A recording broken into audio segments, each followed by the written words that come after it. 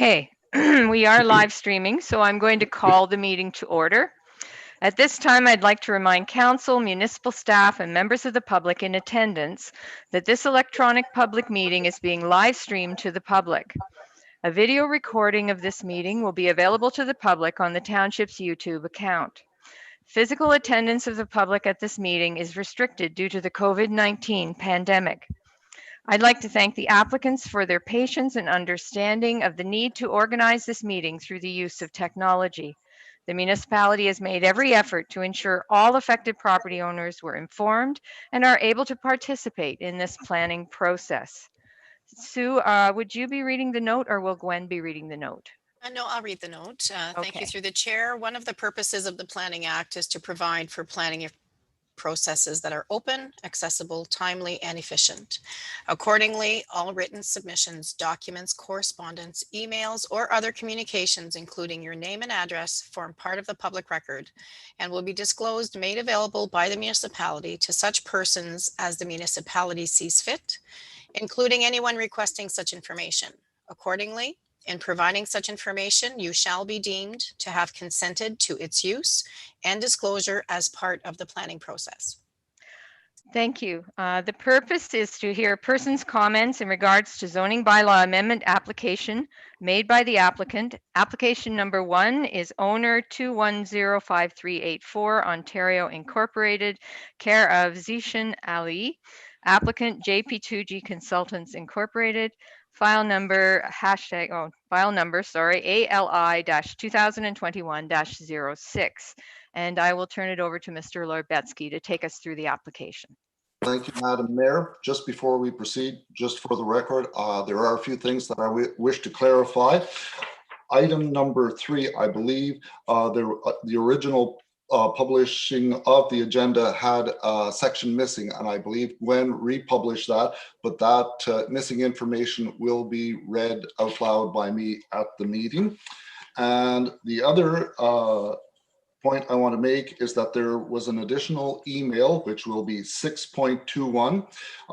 It was an email that was forwarded to me by you, Madam Mayor, from a Leslie Silvestri, spelled Silvestri.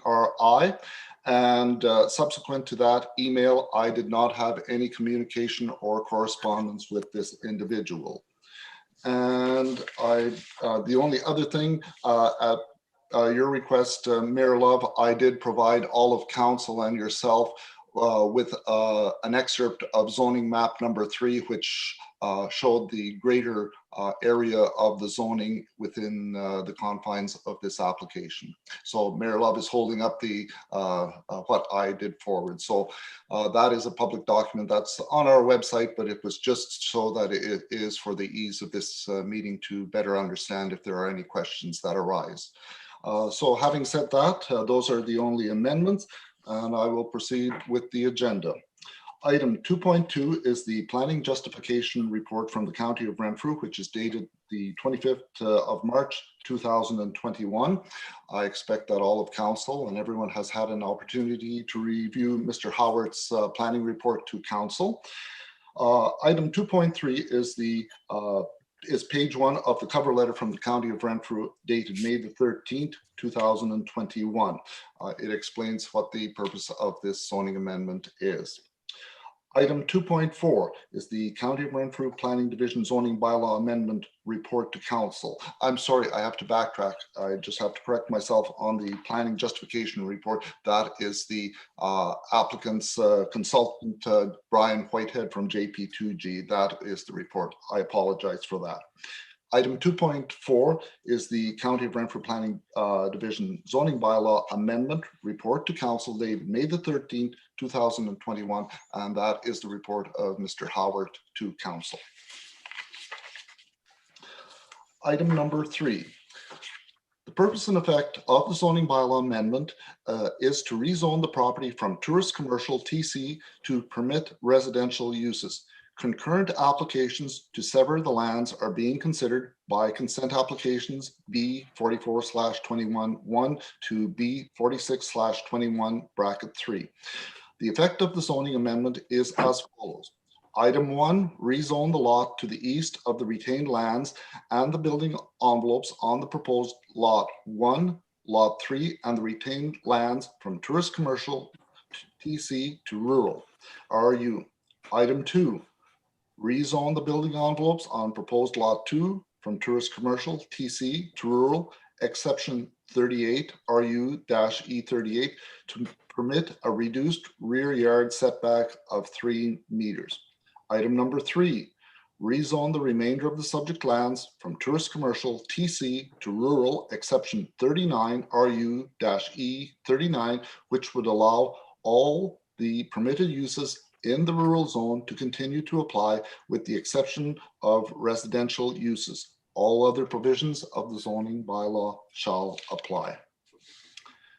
Item number 4, report on application and notice. 4.1, notice of complete application was sent out on May the 13th, 2021 to the applicant. Item 4.2, the notice of application and public meeting were sent out to all affected property owners within 120 meters or 400 feet of the subject application and to all public bodies as required on May the 18th, 2021. Item 4.3, notice was posted on the subject property on May the 18th, 2021 and was reposted on May the 21st, 2021. Item number 5, notice to public bodies, written responses and or telephone messages. There were no responses from the public bodies. Item number 6, written comments, email communications. I will just read all the emails that were received. I am not going into detail by reading each email because they are too lengthy. I'm assuming that everyone has had an opportunity to review these emails, and any questions arising from that can be discussed later on in the meeting. So I'll begin with item 6.1, email from Mitch Stecco and response dated May 19th and 20th, 2021. Item 6.2, email from Mitch Stecco and response May 27, 2021. Item 6.3, email from Alana Zado to Mitch Stecco, May 21st, 2021. Item 6.4, email from Mayor Love to Silas Lerbetsky, June 1st, 2021. Item 6.5, email from Silas Lerbetsky to Ms. Lemieux, dated June the 1st, 2021. Item 6.6, email from Brenda Lemieux to Silas Lerbetsky, June 1st, 2021. Item 6.7, email from Councillor Mark Wilmer and response June 4th, 2021. Item 6.8, email from Silas Lerbetsky to Mitch Stecco, June 7th, 2021. Item 6.9, email from Mitch Stecco to Silas Lerbetsky, dated June the 7th, 2021.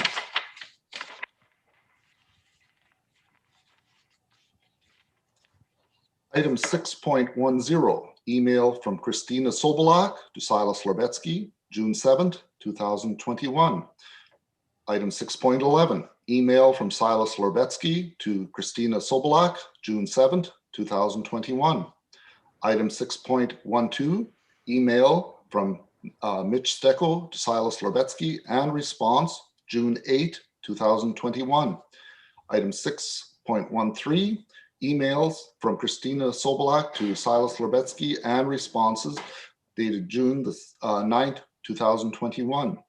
Item 6.14, email from Brenda Lemieux with submission to Silas Lerbetsky and response dated June the 9th, 2021. Item 6.15, email from Christina Sobolak to Silas Lerbetsky and response dated June the 9th and 10th, 2021. Item 6.16, email from Christina Sobolak to Silas Lerbetsky and response June the 10th, 2021.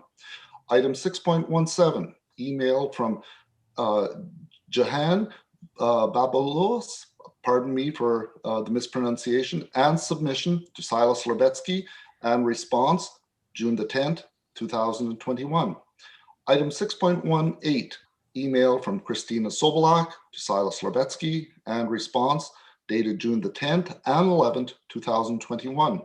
Item 6.19, email from Christina Sobolak to Silas Lerbetsky, and response dated June the 10th, 2021.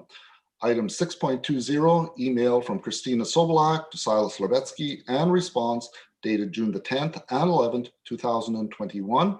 And the additional item that was not on the agenda, item 6.21, was the email that was forwarded from Mayor Love to myself, which she had received from Leslie Silvestri, and that email was dated June the 14th, 2021. And that ends the submissions that were received. And I will move to item 7, verbal reports or general or telephone inquiries and or attendances at the municipal office. Item 7.1, Mitch Stecco, June the 7th, 2021, followed up by email. Item 7.2, Christina Sobolak, June the 7th, 2021, followed up by email. And I will hand it back over to you, Mayor Love. Okay, thank you, Mr. Lerbetsky. Now, just before we continue into part 8, I have noticed that we did lose Councillor Poplinski, and I did want to check with staff if he is in the waiting room or trying to get back onto the Zoom meeting.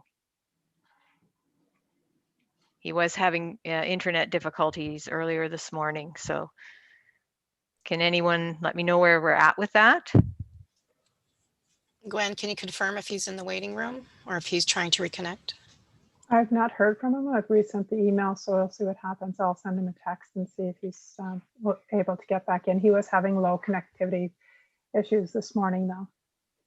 Okay, I just, maybe if somebody could give him a quick call before we get into the presentations, because if the councillor is going to be here joining us in a few minutes, I would like him to hear what everyone has to say.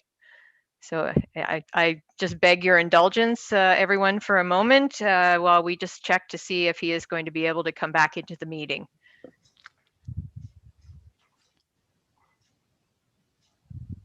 I'm just wondering, could we? Sorry, Kim. Yeah. Just give me a minute and I'll give him a call. Okay.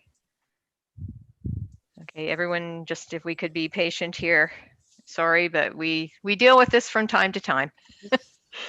I did notice there is another participant. We've lost 2 participants, so I'm not sure if it was one of the delegations or not. I don't believe so. So it might still be okay.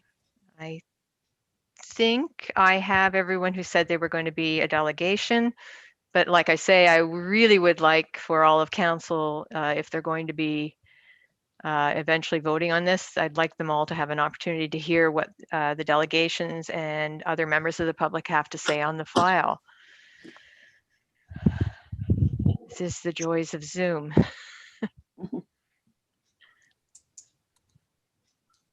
I would ask when people are making their delegation, if we do turn off our video during the delegation, sometimes it will help with issues with the internet. Okay. And the other thing is, if you're in the meeting, if you could mute yourself, because any sound in your environment actually comes across quite clearly. It's astounding. Okay.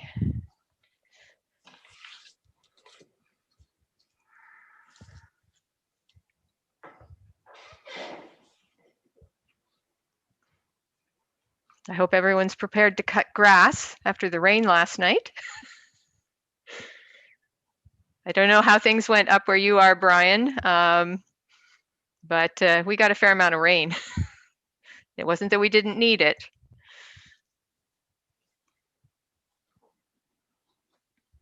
But I think my grass grew about 6 inches, where my weeds did anyways. I don't have a lot of grass.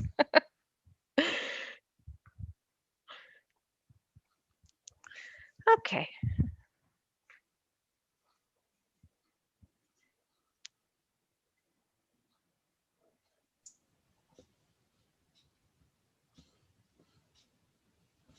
Okay, he is connecting now, so that's good. As soon as we get him back into the meeting, we'll proceed with item 8. Oh, here we go.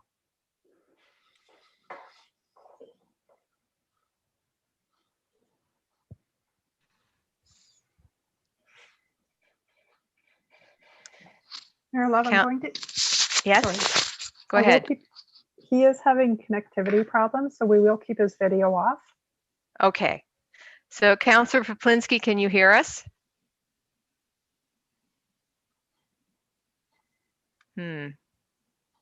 Councillor Poplinsky, can you hear us?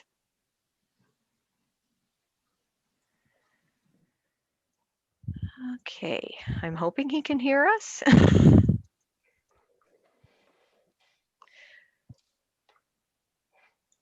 I'll try one more time. Councillor Poplinsky, can you hear us?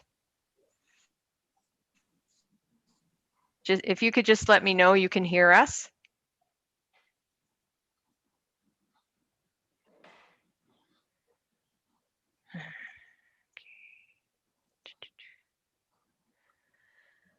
All right. Oh, hang on, something changed. You got to love it when the screen keeps changing. And I have lost him again. Okay, I guess we will have to proceed without him because, yeah, we'll have to provide him with the recording of this meeting so that at least he will get an opportunity to view what the public is saying. And I don't know that he's going to be able to rejoin us. And, you know, we apologize, but this is the world as we deal. So I guess what we will do then is proceed with oral and written presentations by those in attendance. And we do have presenters that have let us know they wish to present. And we are starting with Brian Whitehead and or Brianna Kenny. Oh, there's Brianna from JP2G Consultants. Good morning, Brian. Please proceed with your presentation. Thank you, Mayor Love, members of council. I'm here today, as you mentioned, with Brianna Kenny, and we have some slides that we'd like to present to council. They're existing information, mostly from our submission. So if you can be, if Brianna will handle that, and if she can be given permission to control the screen, whatever process we have to follow for that. Okay, Gwen, I will leave that up to you to give Brianna access to show her slides. She has Well, she's access doing- if she wants to go ahead. Okay, so Brianna, you can go ahead. Oh, here we go. Good. Well, we're up and running here now. I should also mention that Andre Kaminsky is here as well. Our client is a numbered company, as indicated on, this is the cover of our planning report that many of you probably have seen already, and care of Zishan Ali, and it's 682 Long Lake Road, and it's prepared by our firm. So I guess at the outset, what I'd like to say is that in our application for zoning bylaw amendment that we submitted to the township, there's also a concurrent application for land severance with the county of Renfrew. And in our submission to the township, we stated specifically that we requested that there be no decision made with the public meeting until such time as the land severance applications are processed. And normally zoning bylaw amendments are implemented as a condition of land severance approval. And that's for good reason, because if for some reason, as part of the land severance review process, there's a change to the application, then the zoning bylaw can address that as part of the conditions of draft approval. And so for today's meeting, we're requesting that it be for information purposes. We're hoping to have one item proceed forward, which is an existing smaller lot that Andre would like to build on. But in both cases now, we're going to request that council make a deferral.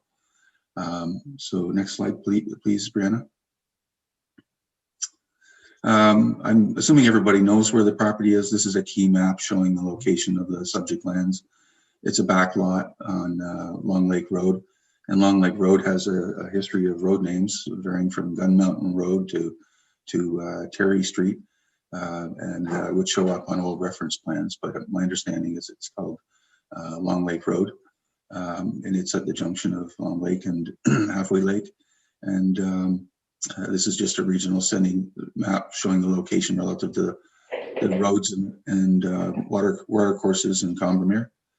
Next slide, please. This is a site and surrounding land use map. It's in our report. And as you can see, it's a back lot showing the location of 3 proposed land severances and the retained land. There's also an existing lot that will show to the right of that, and it's divided. Thank you, Brana. And it's separated by a Crown Land Access Road, which is not owned by our client. It forms part of the Crown land, which completely surrounds the property. There's existing waterfront development along the lake, Halfway Lake. And of course, there's an unnamed lake with a beaver dam on it that everybody's aware of, and that we addressed as part of our planning review of this application. So, and then the applications themselves, so maybe I'll see them on, before you go to the next slide, Brianna, there's also well, that's okay, that shows up here. There's also a right-of-way proposal to the lake. Thank you. Next slide. This is the actual zoning sketch that was filed with the zoning application. And in support of this application, there's been a number of studies undertaken in addition to our planning report. Our planning report looks at provincial policy statement, the County of Renfrew official plan, which is the main planning policy document affecting this application. And other supporting studies include a hydrogeological study, because there have been no land severances from this original holding of land, but because the lots are less than one hectare in size, it does trigger the need for a hydrogeological assessment. And also, as part of our review of this application, it was identified that there is a large beaver dam on the unnamed lake and a water course going through the middle of the property. So it was necessary for us to do a site evaluation of the lands that might be subject to flooding in the event of a break in the dam. So that's had some significant bearing on how this application has been crafted or drafted. And other aspects that the county plan looks at are wildland fire and natural heritage. And in this case, there were no natural heritage features identified in the county plan that required additional evaluation. The lands being severed, as I mentioned, there's 3 lots, 1, 2, 3, plus the retained. They vary in size from 1.4 acres on lot 1, 1.6 on lot 2, and 1.7 on lot 3, and the retained is 1.6 acres. And you can see the triangular shaped existing lot on there. Yes, it's 0.7 acres, and it's not subject to a land severance application. So when we, and of course, there's also contour mapping shown on this.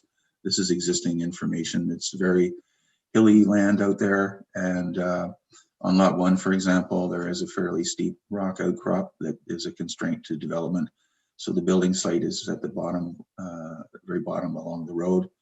Lot 2, which is a lot that's probably potentially more affected than others by the beaver dam, and we're able to identify a building spot, a lovely building spot at the back of the property, where a dwelling and well and septic could be located. We've requested that zoning include a special provision reducing the rear yard setback to allow that building envelope a bit more room. Because it's surrounded by Crown land, there's no adverse impact on surrounding land uses as a result of that exception. The township zoning bylaw does require a 15-meter setback from existing water courses that lead to lakes and rivers, or to lakes rather.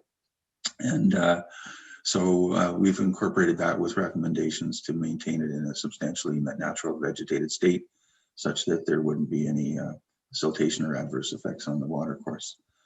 So that's just a description. And of course, there's the proposed right-of-way to the water, and that's because the county official plan, these are considered back lots by the county official plan. And so the 3 proposed lots are being severed together with a right-of-way for access to water over that yellow area. And there are some comments on that. Then there's two additional land severance applications for right-of-way over that same property, one for the retained lands affected by the severance, and an additional one for that existing triangular shaped lot at the top. So those are the applications and the zoning. The green area on the zoning is lands that we're requesting a special RU exception zoning, and no development would be permitted within those areas, like no residential development or septic systems would be permitted within that area. In the case of lot 1, it's mostly because of the steep rock outcrop, which is constraint to development. And in the case of lands in the vicinity of the watercourse, it's lands that we're recommending that not be developed because of the potential for the beaver dam. And one thing I want to point out is that this application for zoning bylaw amendment is only for the back lot and the triangular lot. And there's no part of this application whatsoever related to the lands along the lake and the former resort, the resort property. And there's some history there with the resort that a lot of people have expressed concerns about. And it's the existing resort property is not part of this application. So it's if there's concerns about how that resort is managed, operated, the zoning on it, anything, building structures, uses, activities, it's unrelated to this app. It's not a matter before council. So I just wanted to point that out. Next slide, please, Brianna. This is a copy of the bylaws that are before council. There's two bylaws. So it's one application with 2 items, and this is one item. As I've referenced, it's related to the existing lot, and it's a request to rezone it from tourist commercial to rural. So it's a straight rezoning, no exceptions. And the second one, Brianna, is the lands that are affected by the land severance. 3 items. One is from tourist commercial to RU at the top for the building envelope on lot 2, or actually building envelopes on lots 3 and the retained land. Item 2 is RU exception 38, which is a request for a rural zoning with an exception for reducing the rear yard setback, I believe, from 7.5 meters to 3 meters. And the third is the RU exception 39, which would prohibit the development of any residential uses on the lowest land so zoned. I should also mention that in item 1 on lot 1 is a straight rezoning from tourist commercial to rural as well. So I think just in addition to that, before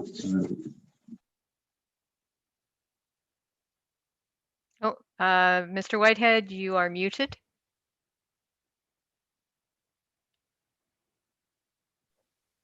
Thank you, Mayor Love. Not sure how that happened, but I was just going to make some closing remarks. I have had an opportunity to review comments that have been submitted.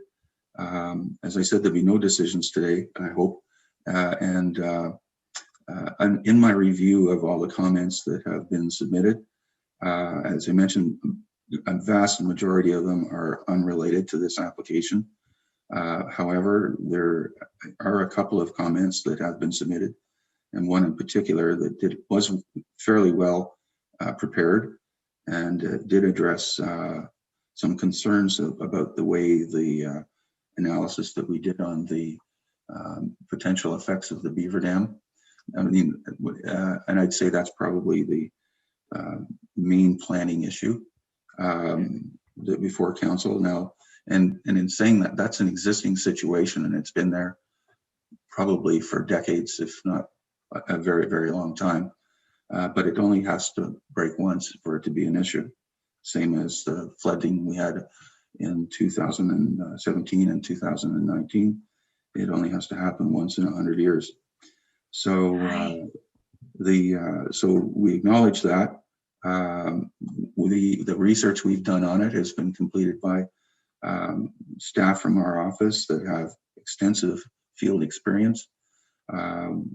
So we're confident that the building sites that we've located on these lots will not be adversely affected if and when an event happens.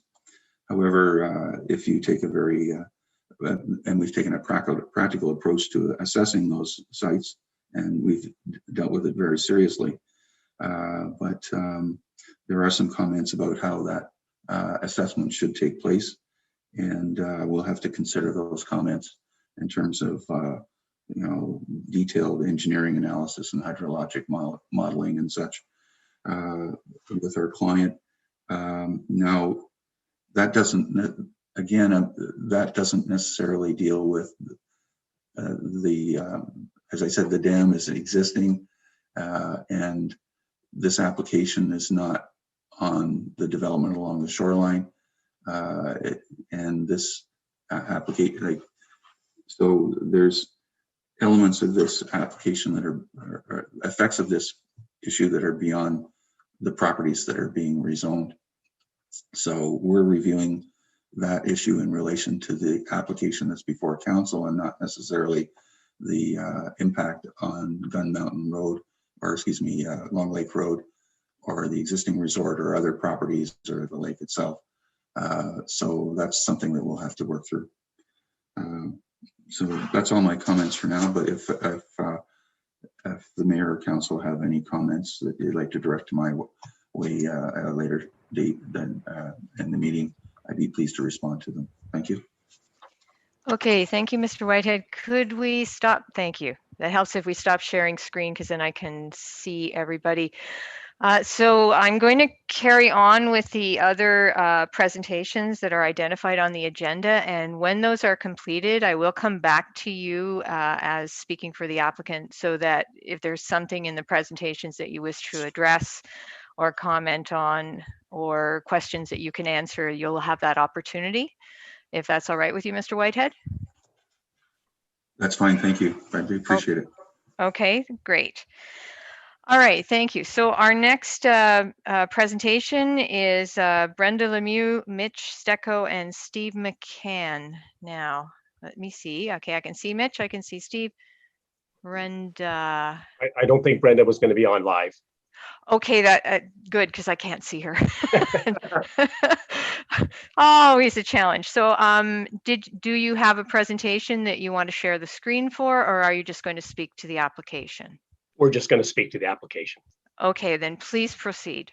Okay, first of all, thanks a lot for the opportunity for Mitch and I to present. I think it's important that we both give just a little bit of who we are. I'm Steve McCann, obviously. I've been an owner on Long Lake since August 2018. And recently we moved in April. My wife and I were now permanent residents here, which enjoying very much the community. Quick on my background, I've been in Canadian healthcare for 30 years as a leadership position, companies such as Johnson & Johnson, BD, and some medical distributors. So just real brief background on what I'm about, and Mitch, perhaps you can tell a bit about yourself. Sure. Okay. I'm a retired professional engineer, so I have a degree in civil engineering. I worked for a municipality for 30 years.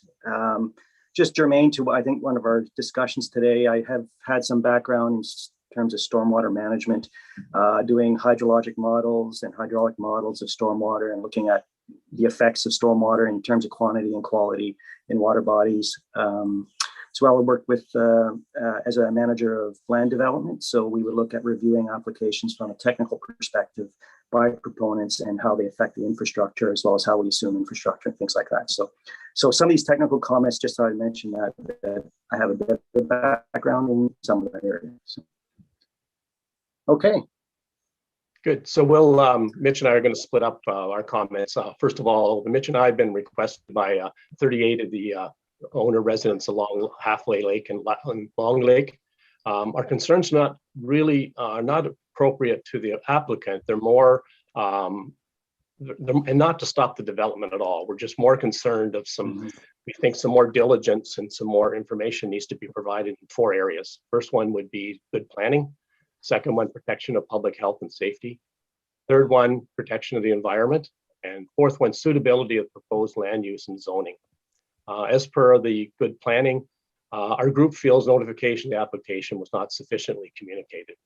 The posting to provide public notification was obscured by vegetation and unable to see from the road due to the distance setback of the signage. We're also, pardon me, Mitch, did you have something? No, I'm good. Okay, sorry. So interested stakeholders became aware of the application as a result of Brenda Lemieux, who circulated information amongst our residents, and the grapevine basically talked about it. We got as many people as we could to get up to 38 applicants at this particular point that had some concerns. This process of not being able to see it doesn't seem to be inclusive of all the people involved in, and it actually serves as an injustice to the applicants. I was personally approached by a neighbor telling me that there's going to be a marina boat rental operation going on the lake, is what the first rumor was circulating around the community.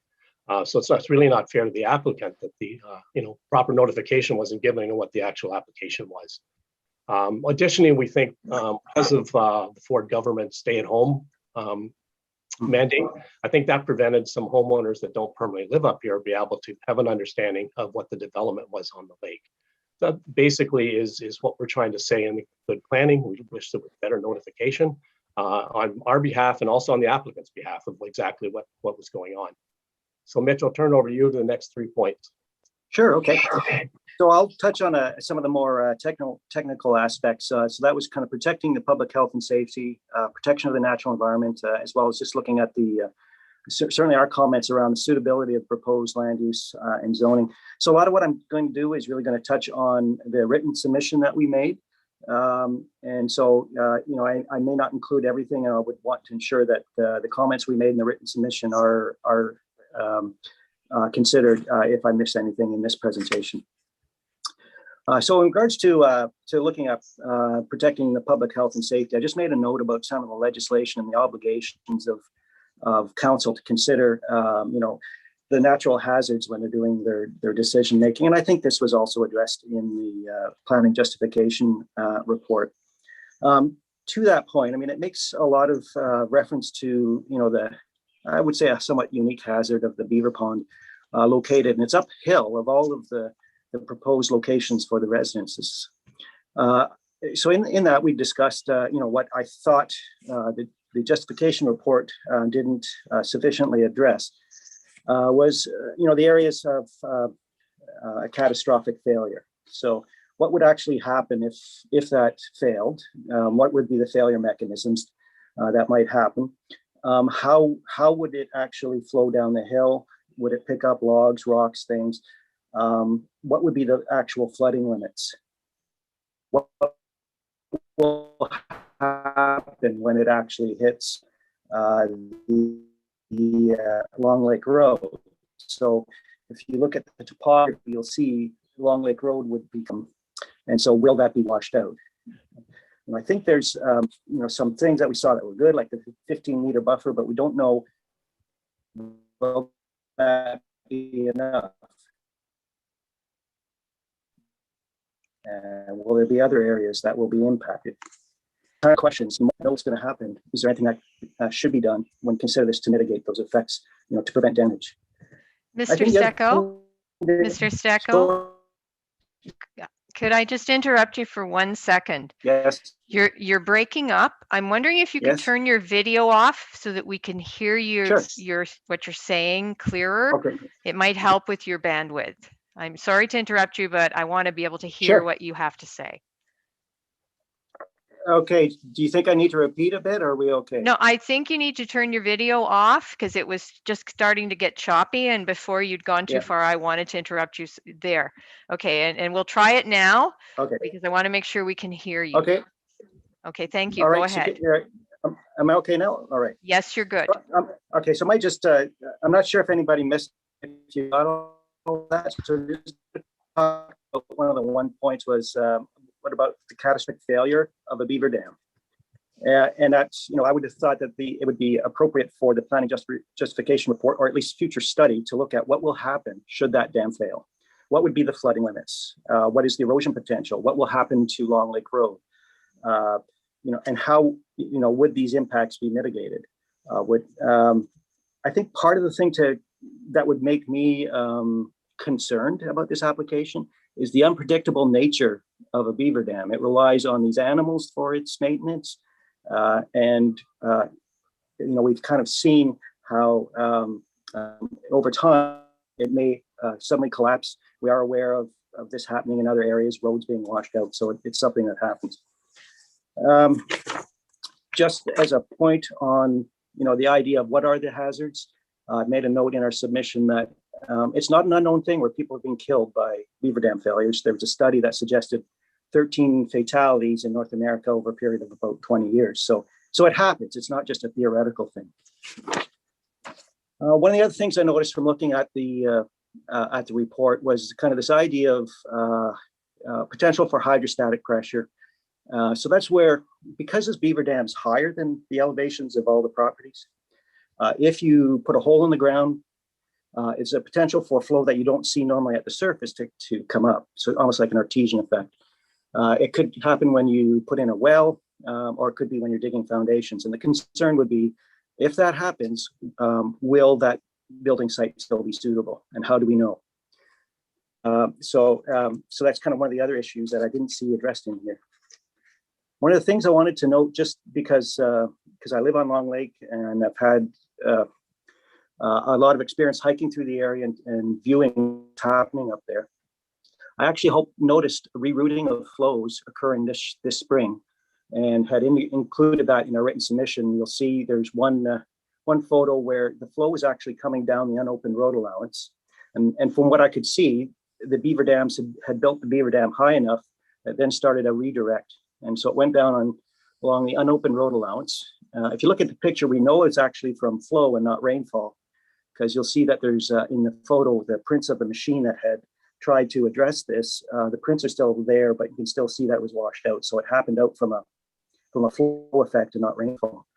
And then noticed in another picture that we put in our submission that the flows were then directed even further east than the unopened allowance, and that would have gone towards to the lot that's the easternmost lot. So couldn't actually tell from in the field how far or close it got to that lot, but it went into that direction.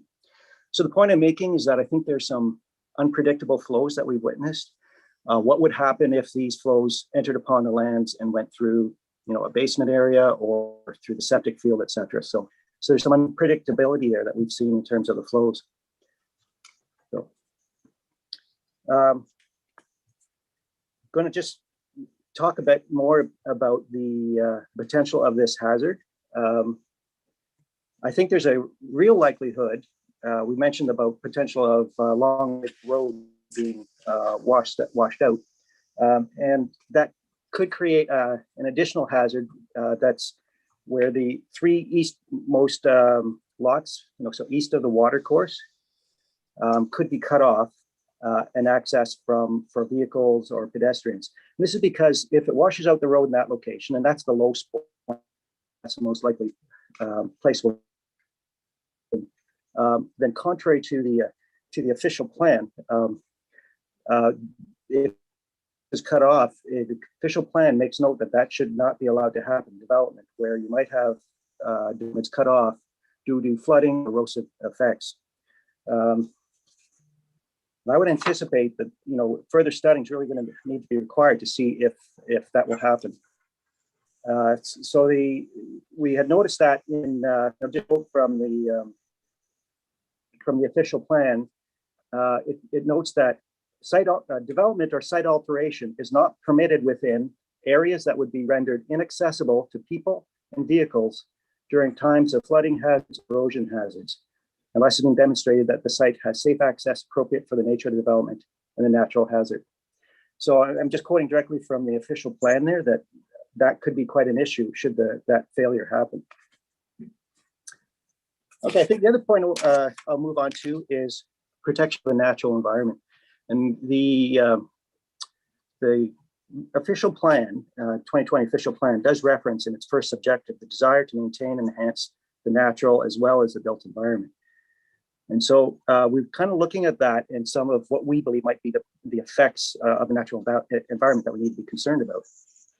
And one of the things that we are concerned about is the use of the stream bed of the water course as it approaches the lake. So that's south of Long Lake Road, and the proposed use of that as an access right of way for the backlots. So that there's a number of issues with that. We had included a photo there where we showed the stream bed, as well as how it appears from the lake shore and all the vegetation at the lake shore. And part of our concern about this is just it's the importance of it used to, I guess, mitigate the effects of the development. And those effects would be primarily two things. One is potential future nutrient loadings into the lake. So by that, I mean nitrates and phosphorus. We noticed in the report, there was no mention of phosphorus loadings from the site and how that might be mitigated, nor did it appear that nitrate loadings from surface runoff were noted. I believe they were noted in terms of the septic loadings. And so that's one of the things about this water course, and particularly downstream, that's really important.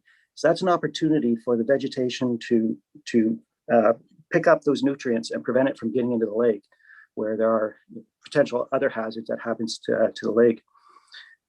The other part that we believe is important is when we took a look at that section for that where that proposed right of way is there was a slope. It was about embankment about 6 feet high, and the property west of this one had a vehicle parked just on top of that slope. And we would imagine that the real issue for the township that I'd be concerned about is if this development is going to increase the erosion hazard along that water course. And that'll happen in two ways. If it is used as a right of way, people are going to be walking through the vegetation or carrying boats or whatever they through, and that vegetation, when that is removed, will then increase the erosive effect at that slope. I think the kind of the other concern too is that you're going to develop these backlots, and that's going to increase impervious areas, which will increase runoff. And what does that do to that erosive effect for that downstream? And what is going to be done to mitigate that? And I would be concerned from a township point of view is if they can prove that proving this development made it worse, that the township could be held liable for making a condition worse should that should there be conditions with slope stability in the future. So I think that it's important to be looked at is how do you mitigate those flows to ensure that you don't make it worse there. I think the other part of that stream is it provides important stream habitat for aquatic life. We also would note along that reach of development, there's very little natural shoreline. This is a few portions of shoreline that is actually remains vegetated, and by using it as an access way, it would be destroyed.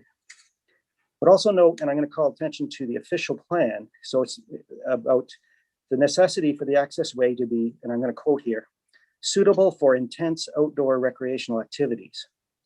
So that's what it's intended for, or it needs to be intended for.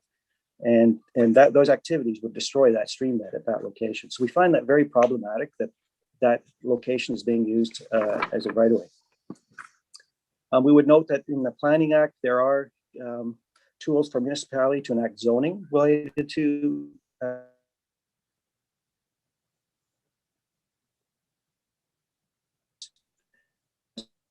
the shoreline or lake or river stream corridors, protection in this area. So I'm going to talk a bit about in our report nitrogen and the possible conditions of blue-green algae and the toxicity effects on the lake. And so part of that is again to reinforce the need to keep this vegetated buffer both upstream and downstream of the site. And I think I'll leave it to, we've highlighted our comments in the report in terms of the blue-green algae, but one of the things that it's noted is, and again, this is about why we think further study is done. The Ontario government does make a link between blue-green algae growth and phosphorus loadings. And we noticed the report didn't include anything about phosphorus loadings. And that's why we think that that is something that needs to be taken into account. So given some of these concerns, I think it's fair to say we are in full agreement with the vegetated buffer on the upstream side of the water course. And we would expect that that would be maintained permanently. We would hope that zoning provisions might be used to protect that so that it's easier for future generations and that there is this protection, or either future land development officers, so that they can enforce that in the future. We do think that the current lands on either side of the watercourse, oops, I think I'm getting out of sync of my pages.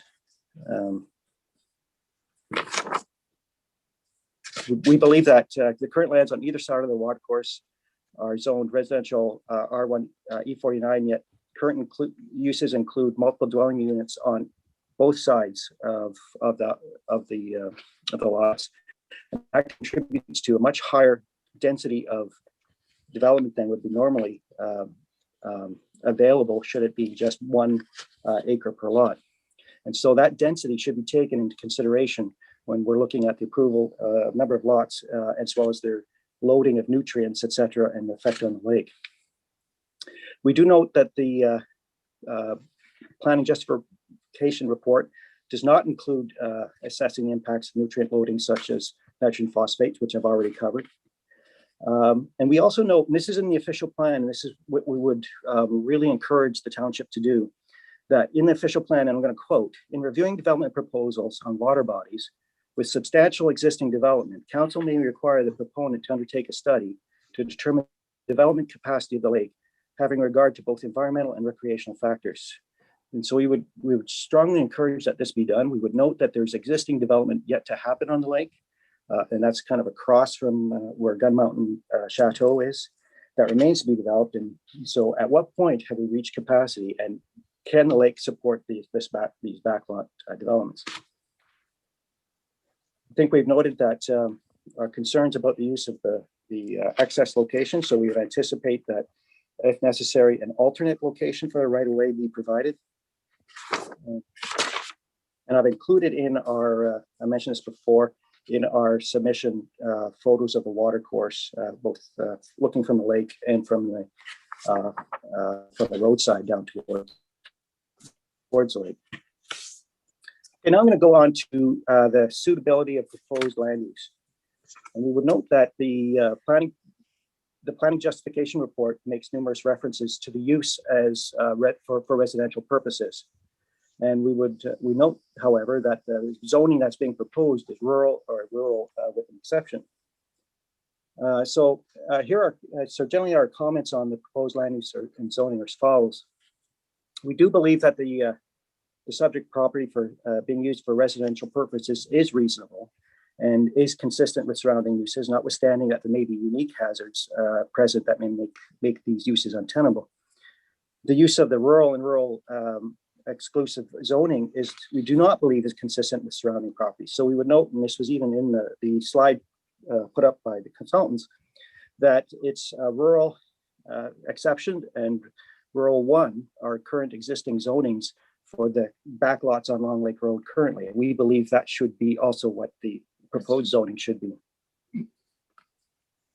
Sorry, it's residential 1, not rural on the back lots. So, and we believe that these proposed zoning should be residential. Sorry for that. We would also note that the rural and rural designations could permit the use of trailers on the subject site. So if we can imagine the hazards of mobile homes or trailers where you might have a flow coming down the hill from a beaver dam, and the hazards that might present to anybody that might be using that site or in those trailers. We would also note the easternmost lot does not meet the size requirements as required for the zoning, and wonder about why that would be appropriate to zone it in that way. We note that the proposed access way, the right-of-way going towards the lake, does not meet the 6-meter lake frontage per backlot criteria suggested in the official plan.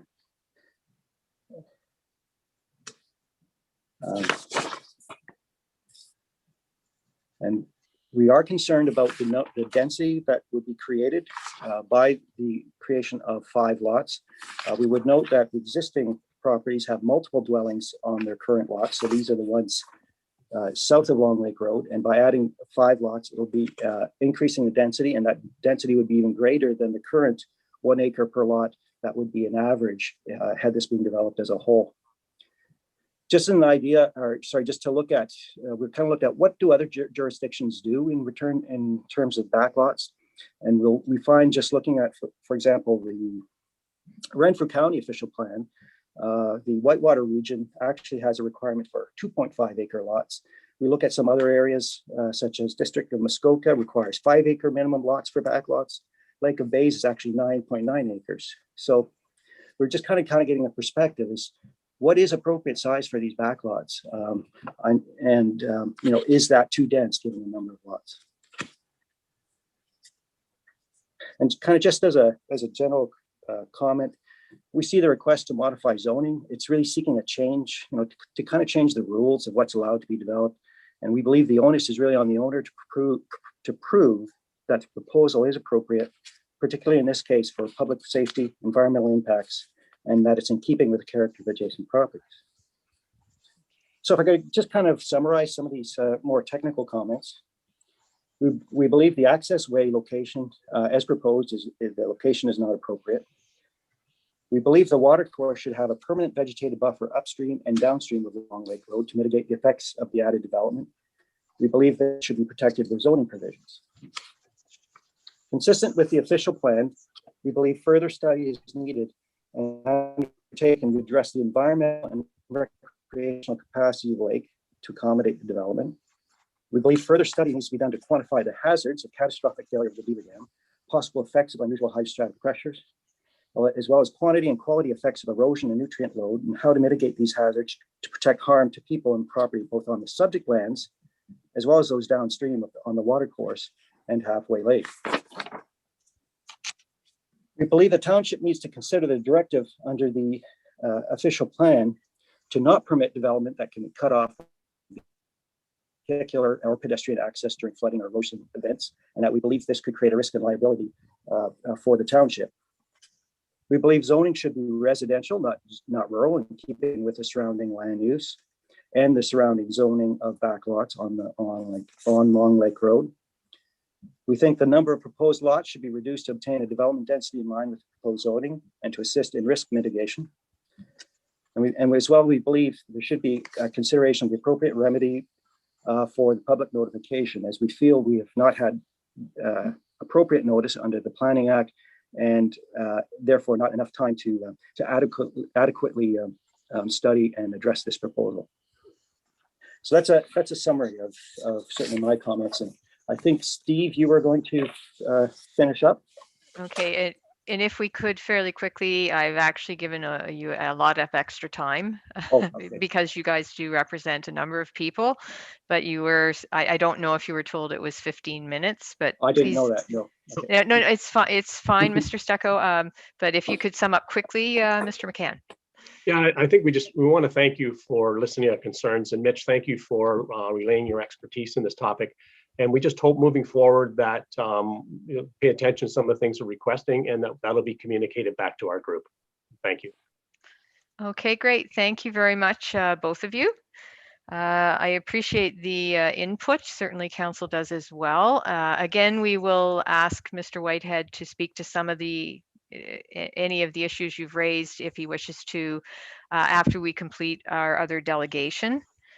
So with that, I'm going to ask for, now please, I'm sorry if I'm ruining the name, Jahan Babulis and Christina Sobolak. Now I know there we are. Okay, and I apologize if I've absolutely made a mess of your name. But I'm used to it, Madam Mayor. Just, you'd think I'd be good with coming from an area where there are a lot of very, very interesting Polish names. This is not Polish. It's actually Greek Mexican. Yeah, no, I know, but- but you think I'd be used to having to try to Mhm. figure out how to say a name. Anyways, did you require to do a presentation or with the screen, or are you just going to speak to the application? I believe I'll just speak to it. It'll be Okay. easier. I do Okay. know that Ms. Sobolek has sent a lot of documents. And for the record, my name is pronounced Yanni. Last name Yanni? is Bogoulas. Okay. Yes. Thank you. First thing I would like to say is thank you to Mr. McCann and Mr. Stecco. That presentation was amazing and we appreciate that. And my client does want to echo that. So that has cut a lot of our time because it is important and the township should consider this. However, we've looked at this now on how is it going to affect the community? Ms. Sobolek, who is beside me, is a direct neighbor of Gun Mountain Lodge. And one thing I didn't see in any of the materials provided by the applicant is what is the purpose of the lands after the rezoning is done? We know what they want to do with it and that they want to zone it to a certain way, but what do they want to do with it once the zoning has been changed? And that is something that's very important for everyone to consider, because if we look at the history of this property, going back to 2015, there's 3 zonings which have been completed. And they keep changing. But what we do know is that the property continues to be a resort, right? If the applicant is simply trying to expand, putting in more cabins or cottage rentals, why is that not put in? Or are they planning on selling it to individuals outside of the numbered company? In 2015, the lots were divided into 3 lots and 2 cabins were installed in each lot. There was an agreement here and it was done on, and it did state that there would be no, I'm going blinder than I thought, that there would be no more construction of any new buildings done. This was done with under file number GUN 2015 of 4. Since 2015, new structures have gone up and it shows that the applicant doesn't follow what they tell the municipality. Further, in 2017, there was a variance requested by the applicant to allow a garage. That garage was sort of put up, but I'm not sure if it was done to code. The garage doesn't reach the floor, it's crooked, and I'm not sure if there's actually been a building inspector to go and check this out. Then again, there was another variance done, which we're dealing with now.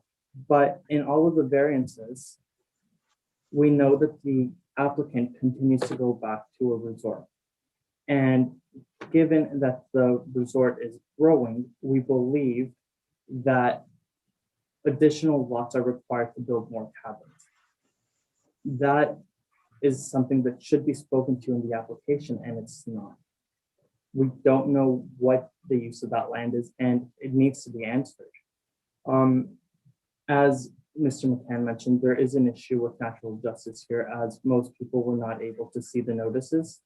And that is something that the town should consider, because it's important. People should have a right to respond to this.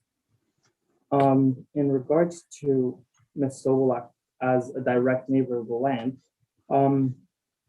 she mentioned that the last time a beaver dam flooded was in 2017, and it completely washed out Long Lake Road.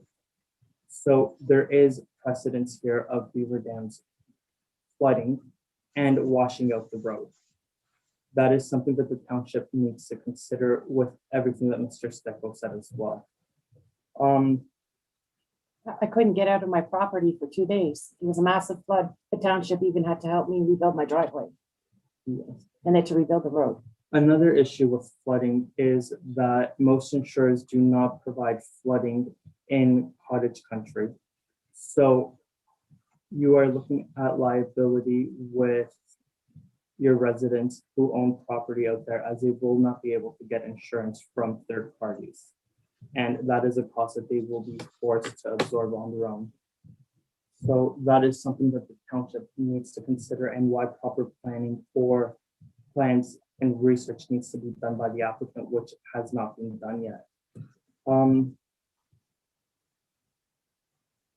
So you've covered a lot of my points, Mr. Stecco, so I do thank you for that.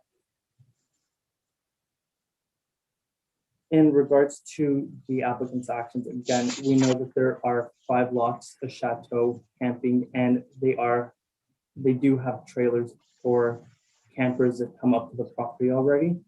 If lot 1 through to east and the north side of Long Lake Road are continue to be used as a part of the resort, then we do know that there will be additional traffic using that, and the environmental effects would be catastrophic, as stated by Mr. Stecco. Also just the wear and tear on the road and the, Which will affect the township. The picture I just saw of the washed out road provided by my client shows that it is basically a dirt road. It's unpaved. So the additional traffic will create more basically cost to the township in maintaining the property.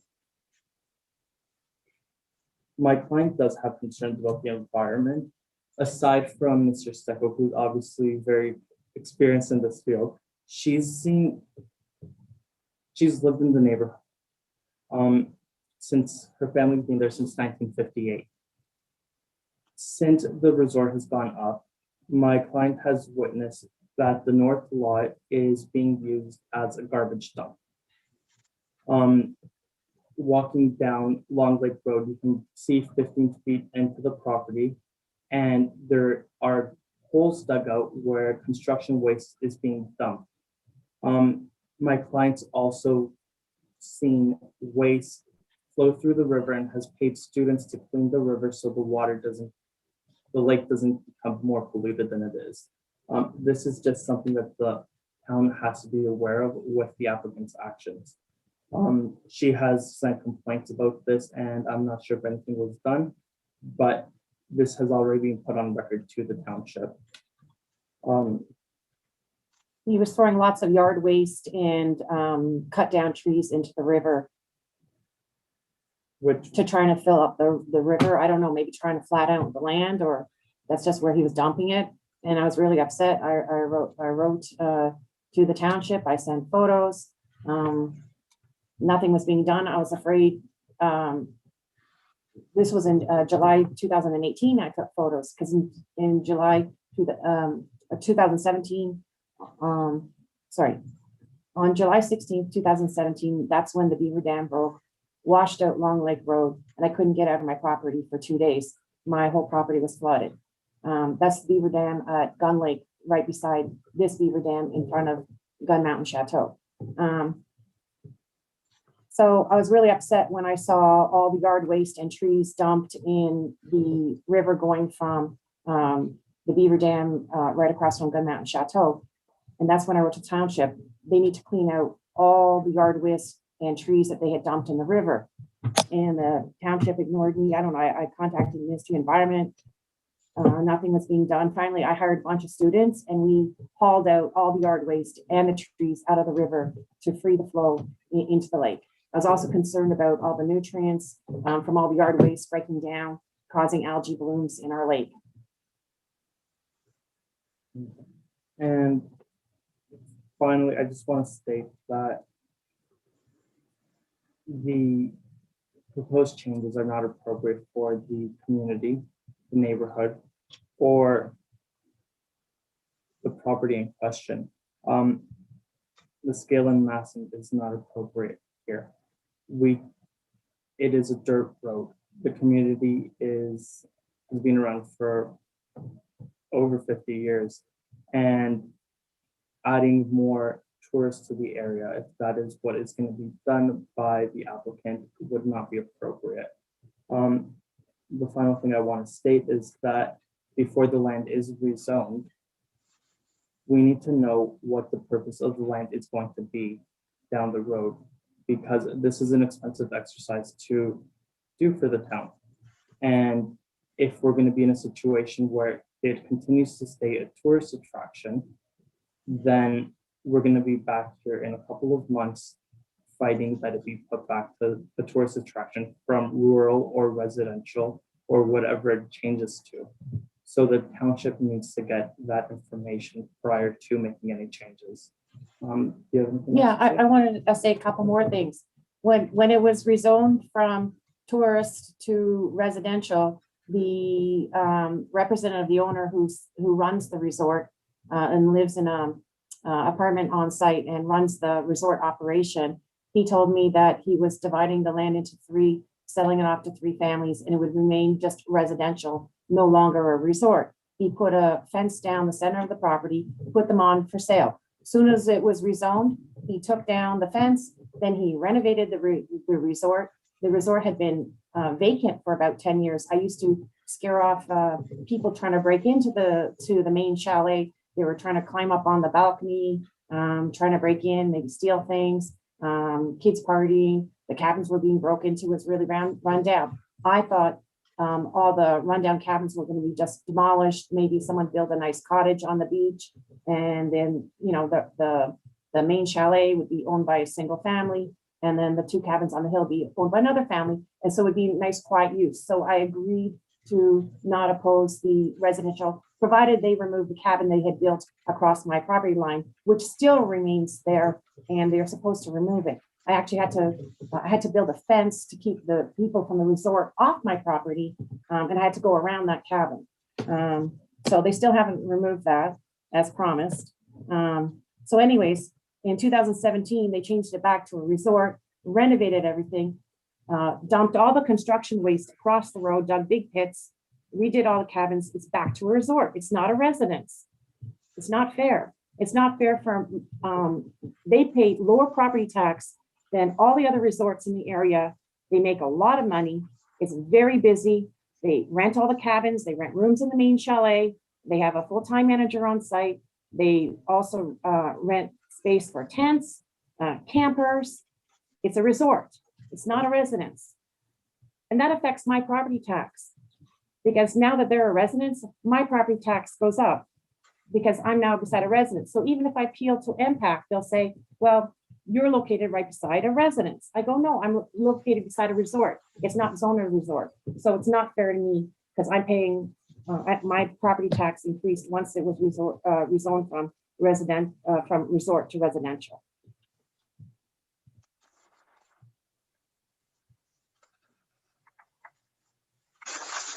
Mhm. I think the land across should be resorts, and it should stay resort. And I think the part below Terry Street should be rezoned back to resort, especially since they're proposing to put a marina with rental boats. They're already renting their boats. I already know that. Look at their website, Gun Mountain Chateau cabins, and it says resort. Look on Airbnb.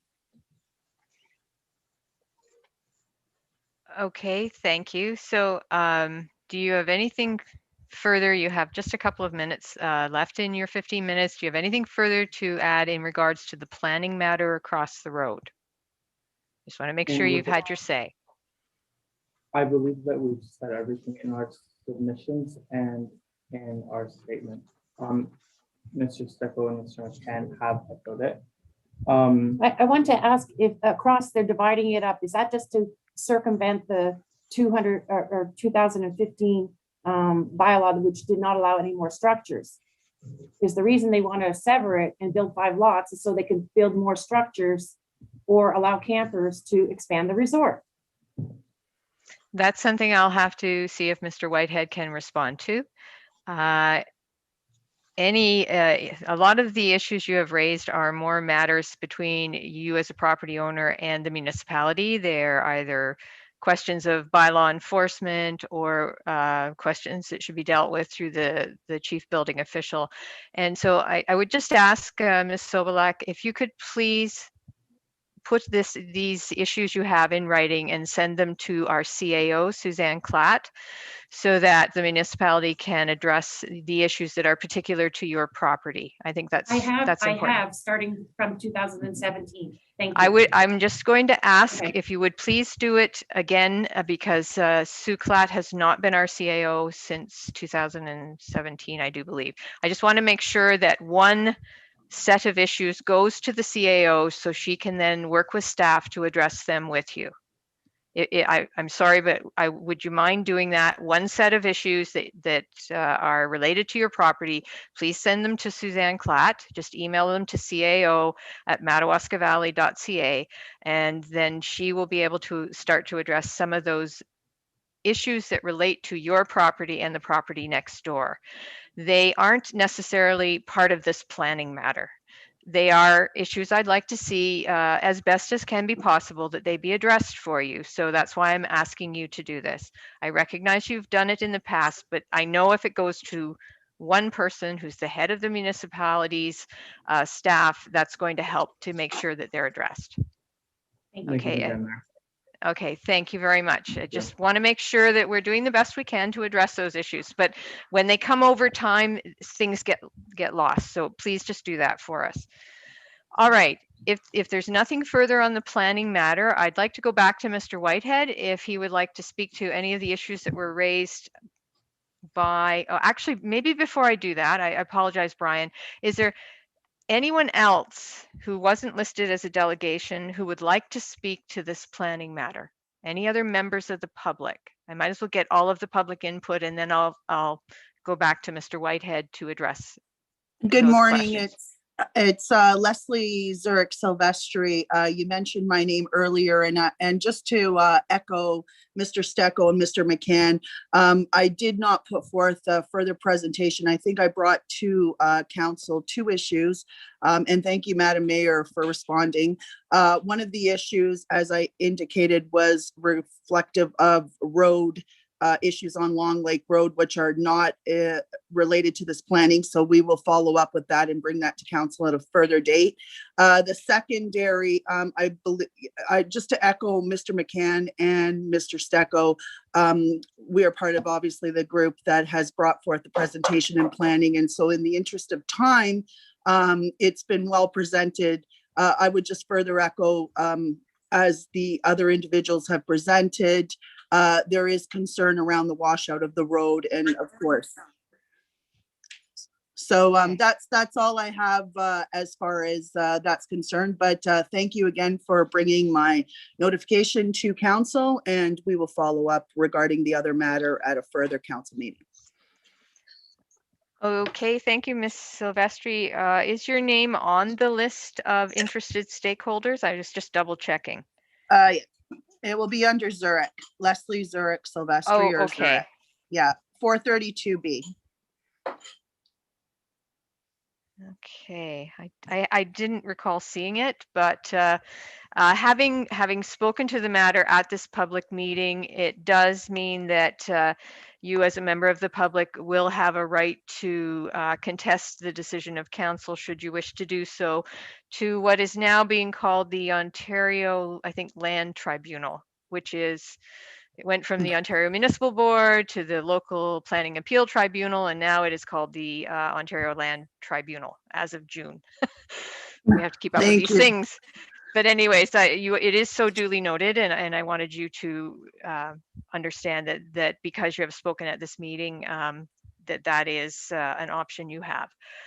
Now, I noticed there's been a lot of people coming in and out, or at least going out. I just want to double check I have all of council.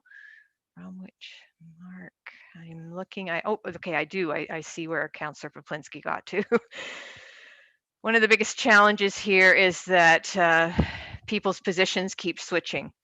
Okay, so is there anyone else who wanted to speak to this application before I go back to Mr. Whitehead to address some of the comments? If you do want to speak to it, you'll have to unmute yourself and identify to me that you wish to speak to it. Okay, I do seem to have lost a number of people. I don't even see staff at this point. Okay, there's Gwen. Gwen, is something going on? I don't even see the CAO. Or am I missing a screenshot? Give me 1 second here. This is just one of those challenging days. Gwen, can you hear me? I've got some chats.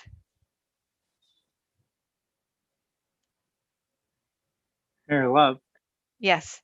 I'm just wondering too, I heard that the recording stopped a couple of minutes ago and it doesn't seem to say it's recording any longer. So I'm just wondering what's going on there.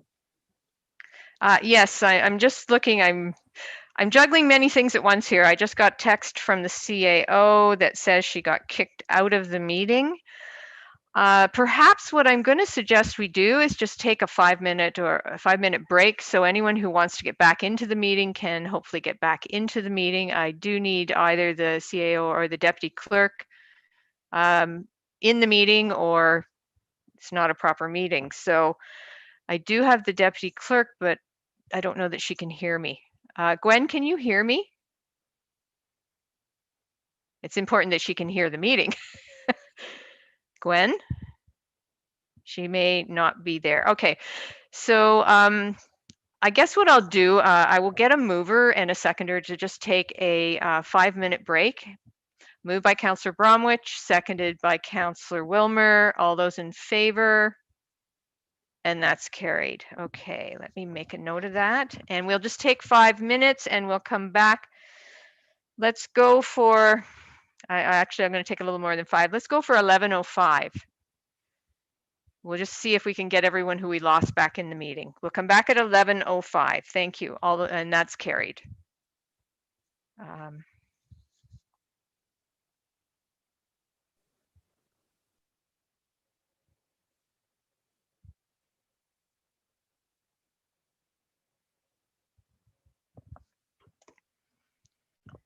Okay, now I've got to find out what's going on.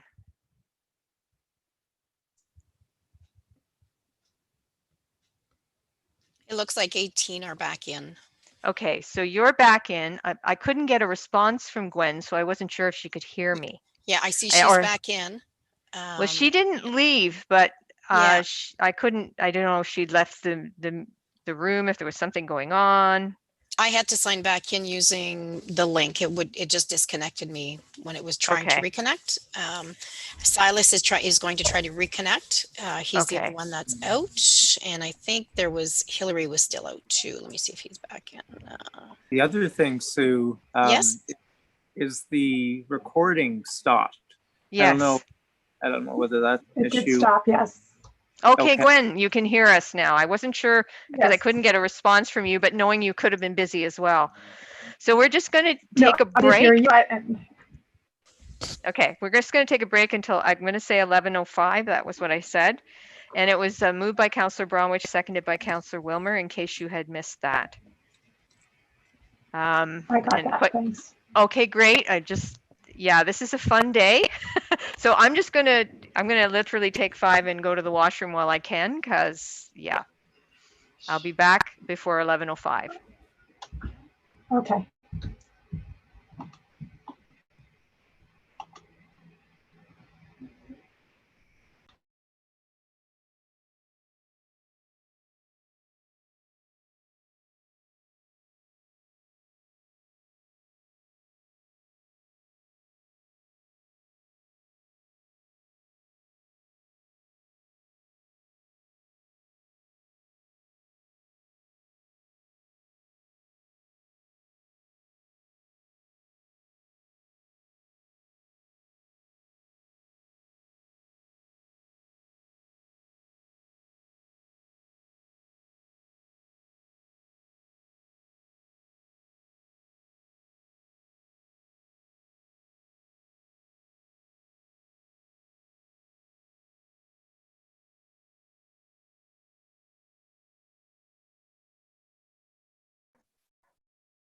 Gwen, you've got a copy?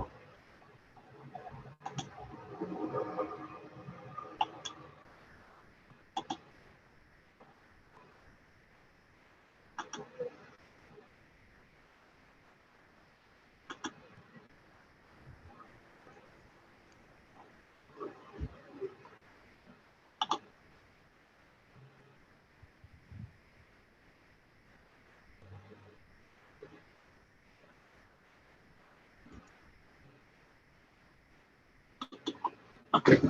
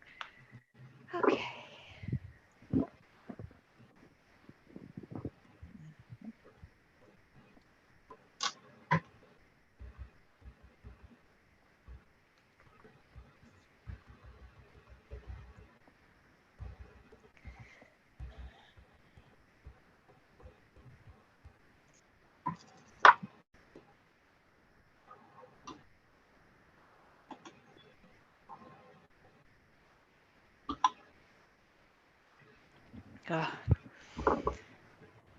Man, the tree pollen's bad this year. It's wicked, wicked. Mhm. I just went outside. Oh gosh, everything's running. It's bad, man.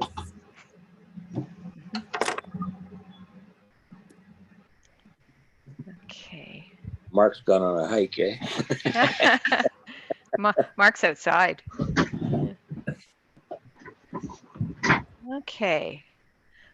Just want to check, Councillor Poplinski, are you there? I'm wondering if you could just unmute and acknowledge if you're there, please, as we're coming back.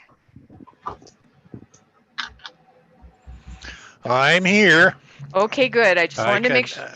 I can hear and see you, but I've got my the pictures off, so in order, and I haven't had an issue now since we got after that 15 or 20 minutes earlier on in the meeting, so I should be good. I'll just keep it off. And also I can stay muted if you wish. Okay, just make sure you turn on your mic if you do have a question or you want to speak to something when we get to that section. As I say, I was just checking that you were back from the break because I can see the other council members. Right. All right. Okay, so based on the clock on my other computer, Sue? I just wanted to note in the event that there are issues, the host, the deputy clerk is having some intermittent issues with the internet. So just letting you know. Okay. And that probably, okay. For some reason you can't live stream, Gwen? That is correct. Okay, it's showing live on YouTube. It is, but you're telling me it's not actually live streaming at this point. Okay. What? Do you think we all need to log out of this meeting and come back in? If that might help? Can you just give me a second, please? Absolutely. Okay. No, give you a few more minutes to figure out how to get that to work, because that must work.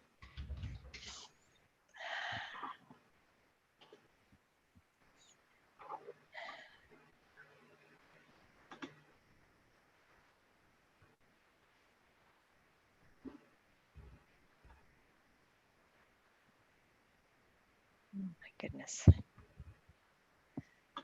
This is a real Adventures with Tech day.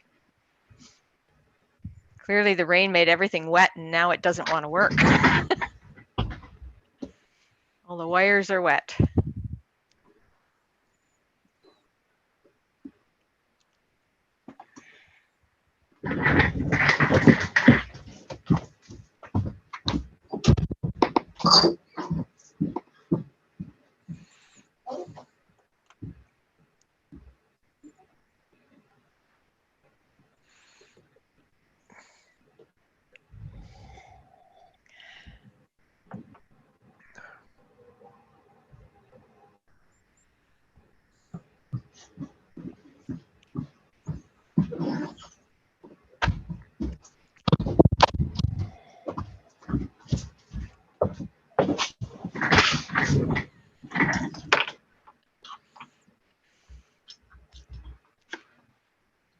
Councillor Schulist is comic relief.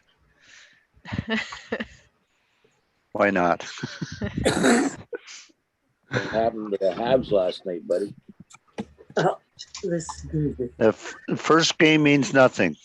Absolutely nothing. They'll have this all figured out, and just like in the Toronto series, on my dresser. Okay. Vegas is going down. On my Everyone, I think we are now live streaming. I'm just going to confirm with Gwen when she's ready. Yes, Gwen? Kim, go ahead.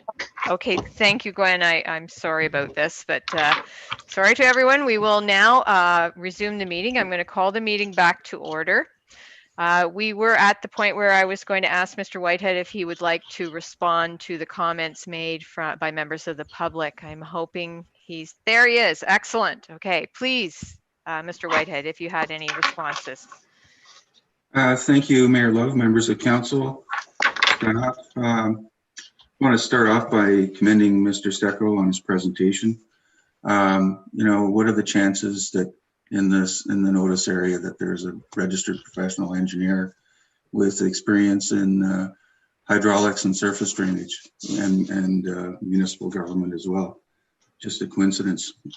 Anyway, he made some very relevant points. While we're confident that the building sites we've selected are reasonable, we don't have any engineering support for that. So I'm going to have some serious conversation with our client about the potential effects of catastrophic failure on these lots in terms of providing additional information. So I appreciated his comments for that. And he's mentioned some other issues as well. I'm not so sure about the hydrostatic pressure, but it is a technical consideration that would have to be addressed. I can point out that there has been a nitrate impact assessment. He talked about nutrients and nutrient loading and impact on water courses. The location of the building sites are at least 30 meters away from the water course. There has been a nitrate impact assessment done as part of the hydrogeological analysis. There's only two ways that nutrients can get into water courses, and one is through the ground and the other is over the surface. So maintaining natural vegetative buffers is a key piece in that. And the nitrate impact has indicated that these lots are sufficiently large to accommodate septic systems without adverse impacts on water courses. So we will also have to revisit the access to the water in terms of the location and the potential impacts from a natural heritage perspective. So there's a lot for us to think about there. On the planning side, Mr. Stecco's comments are appreciated on the engineering. I find that sometimes engineers don't always provide the full interpretation of the zoning. Right now, the property is zoned tourist commercial, and this relates to the comments of Ms. Christina Sobolak and Ronnie Babos. But the property is already zoned tourist commercial. If they wanted to build cabins on this property, there's a much wider range of uses permitted. on the tourist commercial zone than would ever be permitted in rural or residential. The existing resort property is I guess, an existing resort, I suppose, and it's completely unrelated to this proposal. This proposal is clearly intended to be severed for residential. We can cater the zoning to the proposed intent, which is to create these lots. There are 2 existing lots already, so that we're not creating 5 new lots. There's 2 lots already. They're zoned both tourist commercial that permit a much wider range of uses that have a potentially greater impact on the area than what we're proposing. So I present that for context purposes.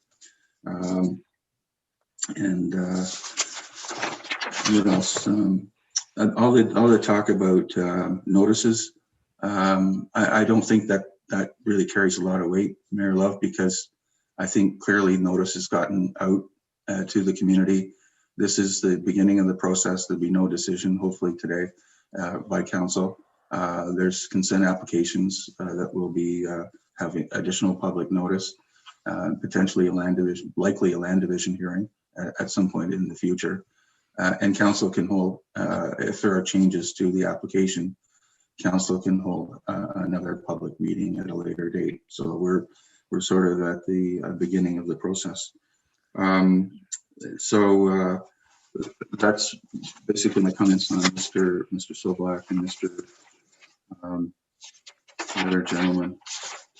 His name is Mr. McCann.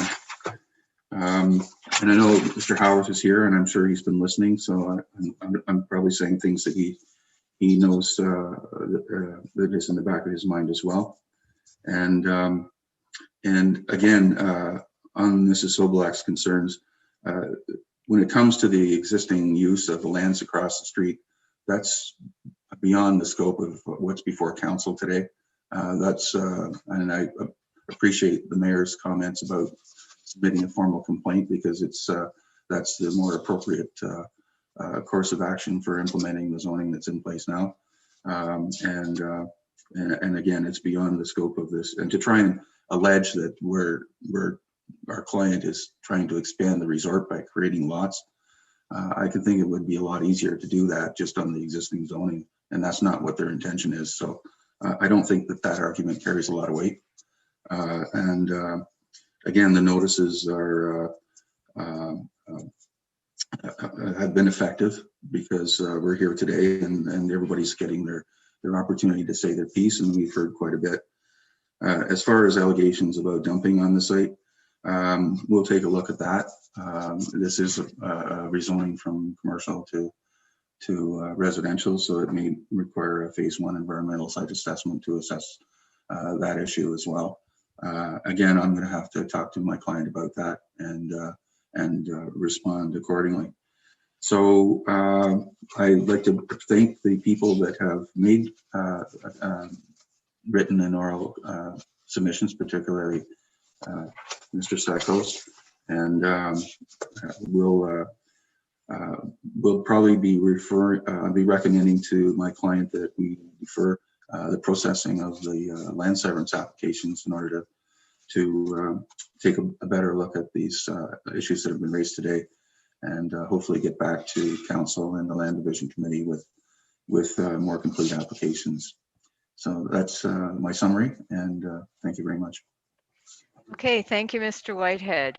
Certainly, I appreciate the comments of all members of the public who are here, those that are speaking for others, and also speaking for the applicant. It has certainly fleshed out a lot of the concerns for this particular rezoning, and also I'm sure, Mr. Whitehead, they are the concerns you would be addressing on the severance issue as well, similar types of concerns. So it's a good heads up for everyone to be ready for that process. As Mr. Whitehead said, there is no decision being made by council at this meeting on any of this. The matter of the severances and the rezoning of the severances is not before council at this time. However, just to note to the public, the rezoning of the existing lot, I'm trying to remember if it had a lot number. I'm not sure if it did, but it's the triangle shaped one on the end. That will be before council this afternoon at our council meeting. It is a straightforward down zoning from tourist commercial to a rural.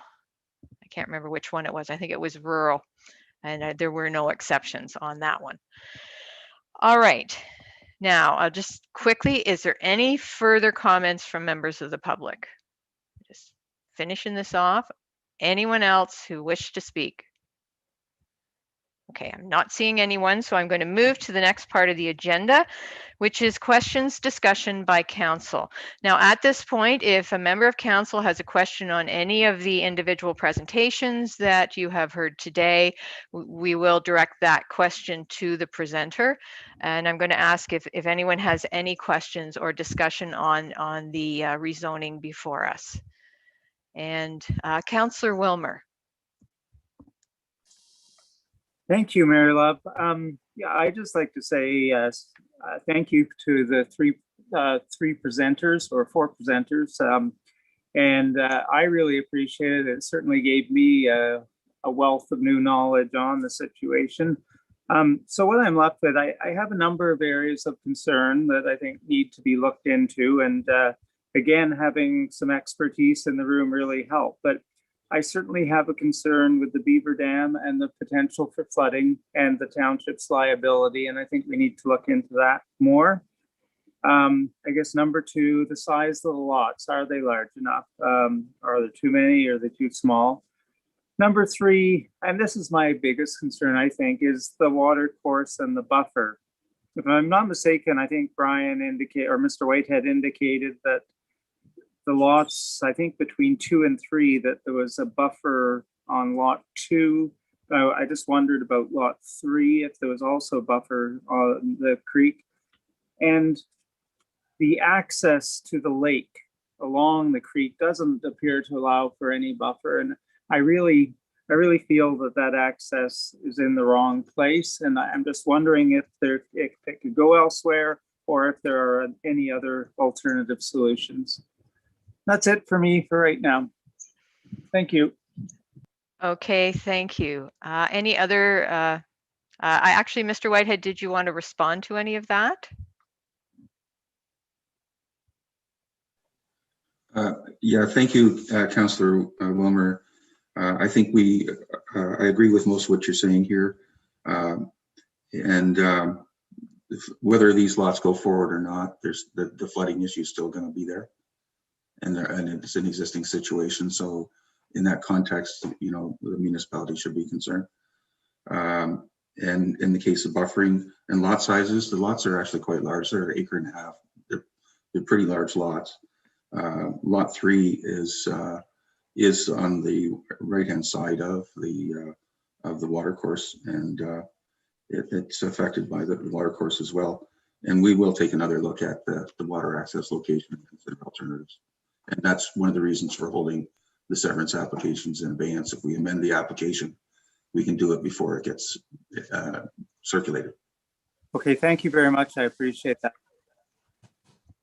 Okay, any other members of council have any questions or comments at this point in time? Councillor Bromwich, I noticed you unmuted, and so I was waiting for your hand to go up. Go ahead. Thank you. Through you, Chair.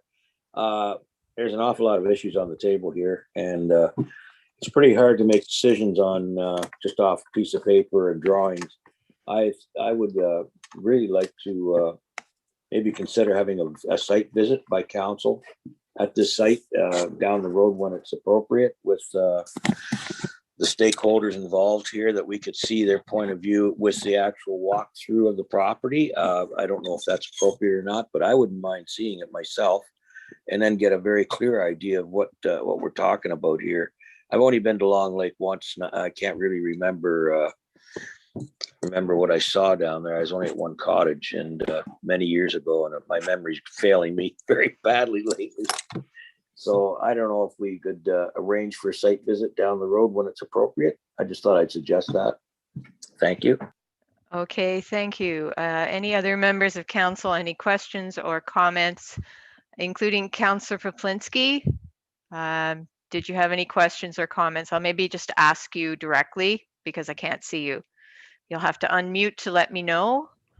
Just, am I hooked up there now, Mayor? Yes, I can hear you. Okay, great. Thank you kindly. I think we're very fortunate to have some of the expertise that we have today, and including Mr. Stecco. I think that's very, very helpful.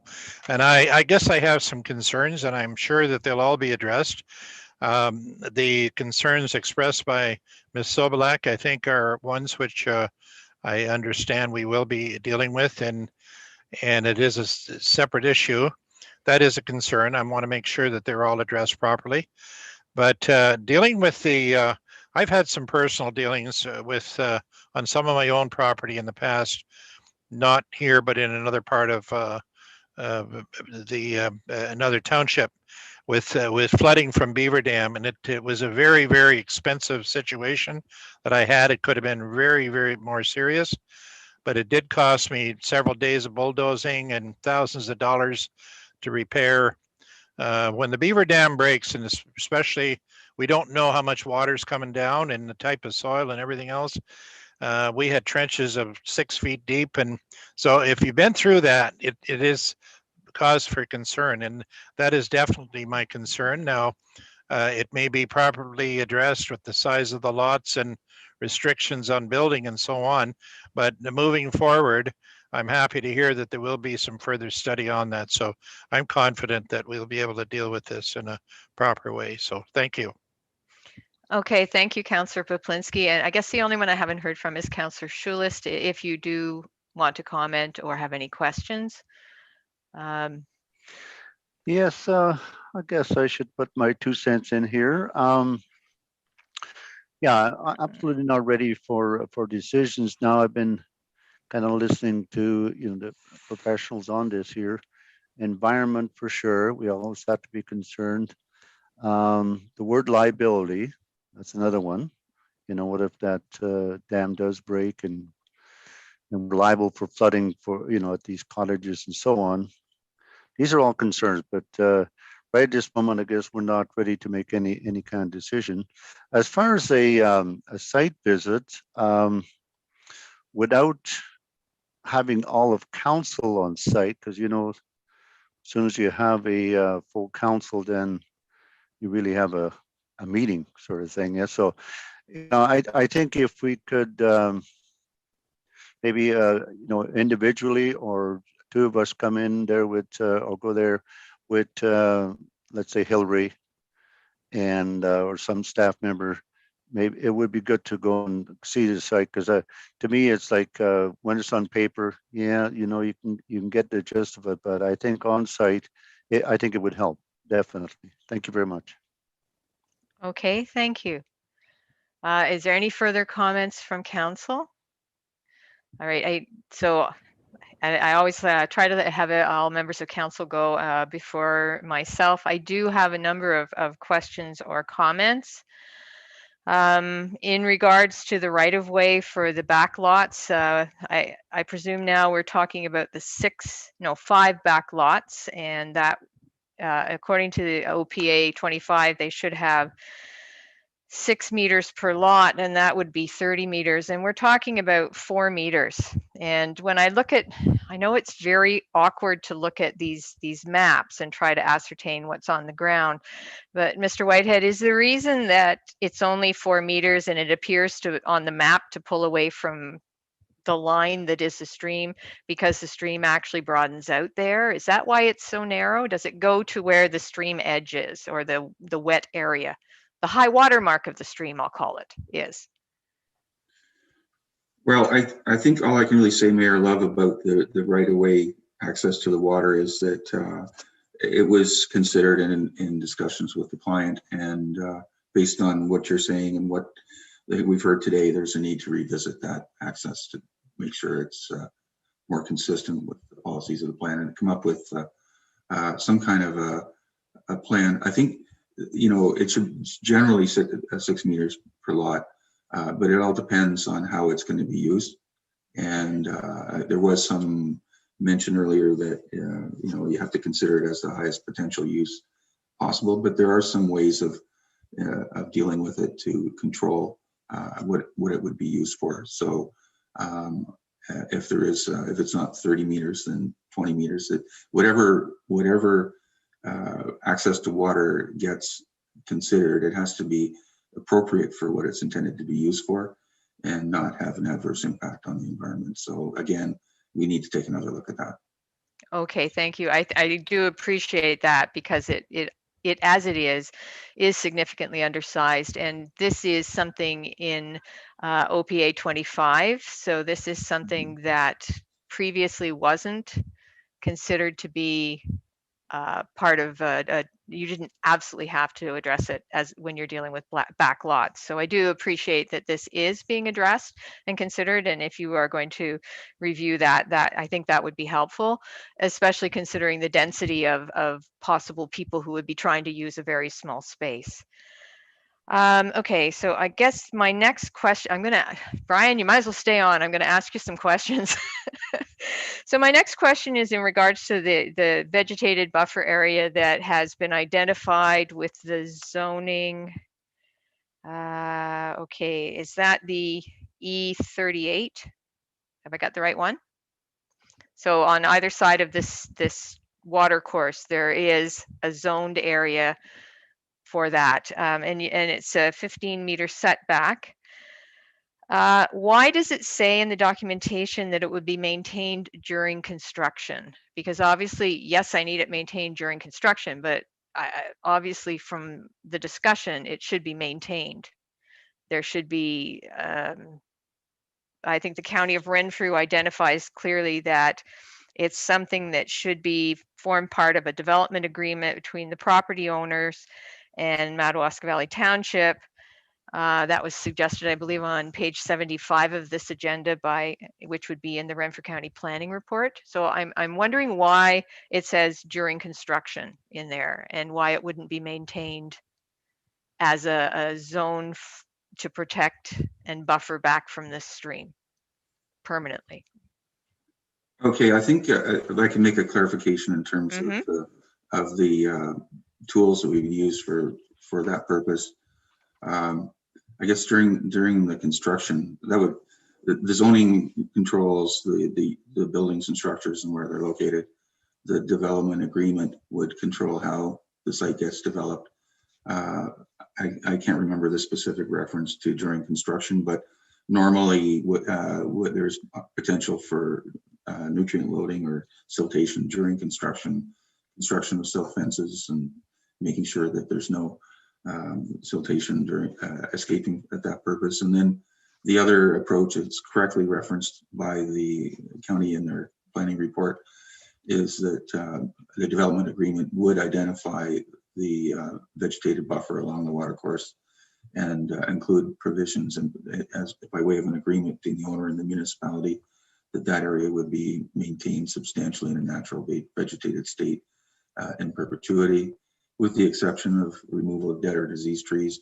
And if it's in a waterfront situation, normally you can limb trees and have a natural pathway that doesn't have a hard surface for access to water, but that isn't really the case here. The water course going through between lots 2 and 3 is not the type of water course you might want to access it for aesthetic and pedestrian purposes, but it's not like having access to a lake.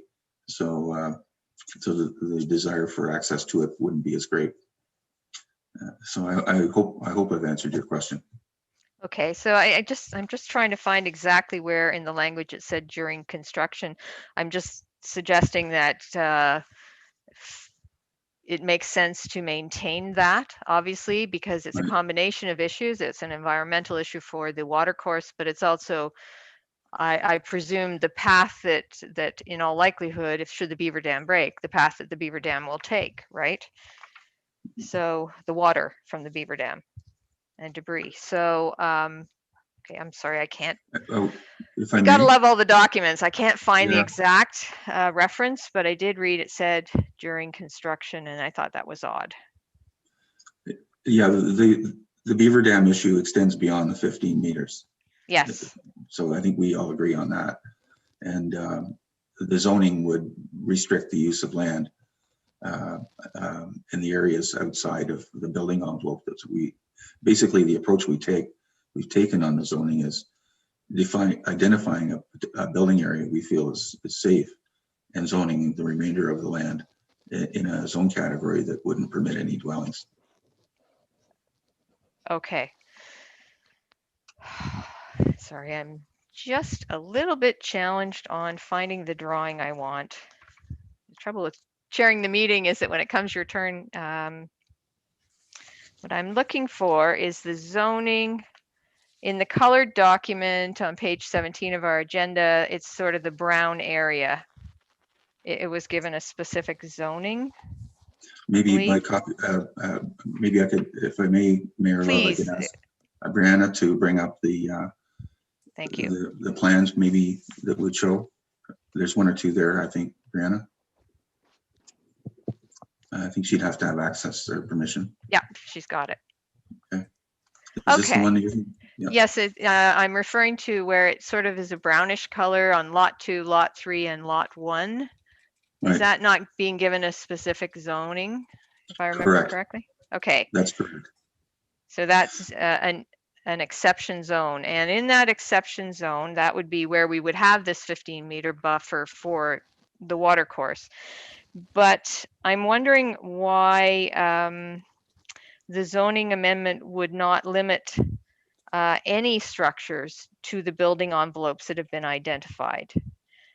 Because obviously, if we start to put buildings of any sort, be it garages or whatever, certainly within the 15-meter buffer for the water stream, there is that concern about the beaver hazard. So, you know, from the municipality's perspective, I don't know why we would even find it acceptable to issue a building permit in that area, right? For anything, not just a dwelling, because it does clearly state no dwellings in that area, but any building that requires a building permit, there's an investment in that building, be it a garage, be it a bunkie, be it anything like that, I guess. So that's why I'm asking, why is it not limiting the building on these new lots to the building envelopes that have been identified? Because they are fairly tight, but they were clearly identified on the plan. If I may, Sure. that's a very good question, and my answer is that the bylaw can be modified to include a provision restricting any buildings or structures to the areas that are identified as building envelopes. So in other words, thank you. It can be expanded to include, you know, garages, accessory building structures, anything. Yeah. Okay. Somebody just told me it's on page 73. All right.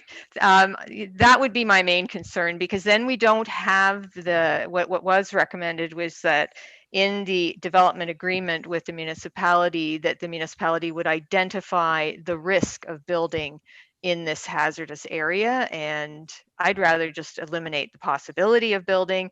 Then there's no concern, there's no liability, there's no question about identifying a risk, because it's just not allowed.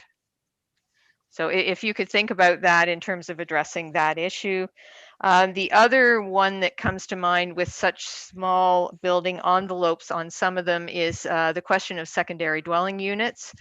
And I would be deeply concerned if anyone was trying to add a secondary dwelling unit to these lots purely because, certainly to lot 1, 2, and 3, purely because of the very small building envelopes that are there. And in lots 1 and 2's cases, it's very tight. It's doable. You've shown it's doable, but adding a secondary dwelling unit, which is allowed under the provincial policy statement, would not work here. So I would be concerned, I would ask that consideration be given to not allowing, to agreeing that it would be one dwelling unit on these lots if the severances are granted. And that would be something that we could capture in the rezoning. And then my final point would be, let's see, I'm just going to ask you a question. Why are they being rezoned rural as opposed to residential 1? I know this was brought up by, I believe, the group that Brenda Lemieux brought together a presentation on. They did mention it. They were curious as to why the rezoning was to rural and not R1. And I'd just like to know if you could speak to what are the differences? Is there something additional allowed under rural that wouldn't be allowed under residential 1? I can speak to that if I may. Please, please. Yes, how can I put it? It could be residential. It could be rural. The rural zone, I don't, and correct me if I'm wrong, I'm not sure how you handle trailers in your municipality. Some municipalities allow them just about everywhere and some don't, but traditionally rural zones do not usually permit trailers or trailer parks or tourist commercial uses. They're supposed to be in tourist commercial zones. Some municipalities allow exceptions. I'm not sure what yours is, but there's no intention of having these lots used for trailers or other uses. But other rural uses are like outdoor recreation uses, agriculture, forestry. The rural zone does include a broad range of uses. People wanting to use these lots. I mean, it's not just the waterfront or access to water. I would think that people using these lots would probably be very interested in the crown land that surrounds the property and the outdoor amenities that would be involved with those. These lots lend themselves, they're completely surrounded by crown land. So, I mean, there's going to be recreation opportunities and other things like that that are permitted in the rural zone. But if it's residential, that can be considered as well. Residential typically only permits a residential use and accessory dwellings. So in this case, there's no farming proposed, there's no forestry, there's no, and I just can't off the top of my head remember all the uses of the rural zone. But it's not uncommon to rezone. These are rural lands, so relatively rural, and they're surrounded by crown land. So a rural exception zone is not uncommon for this type of development. And it's a subtle change to convert it to residential. And if that's the will of council, then we could consider that. I guess that would capture some of the concerns that I'm hearing in some of the documentation that was brought up. So I'm asking that consideration be given to that point.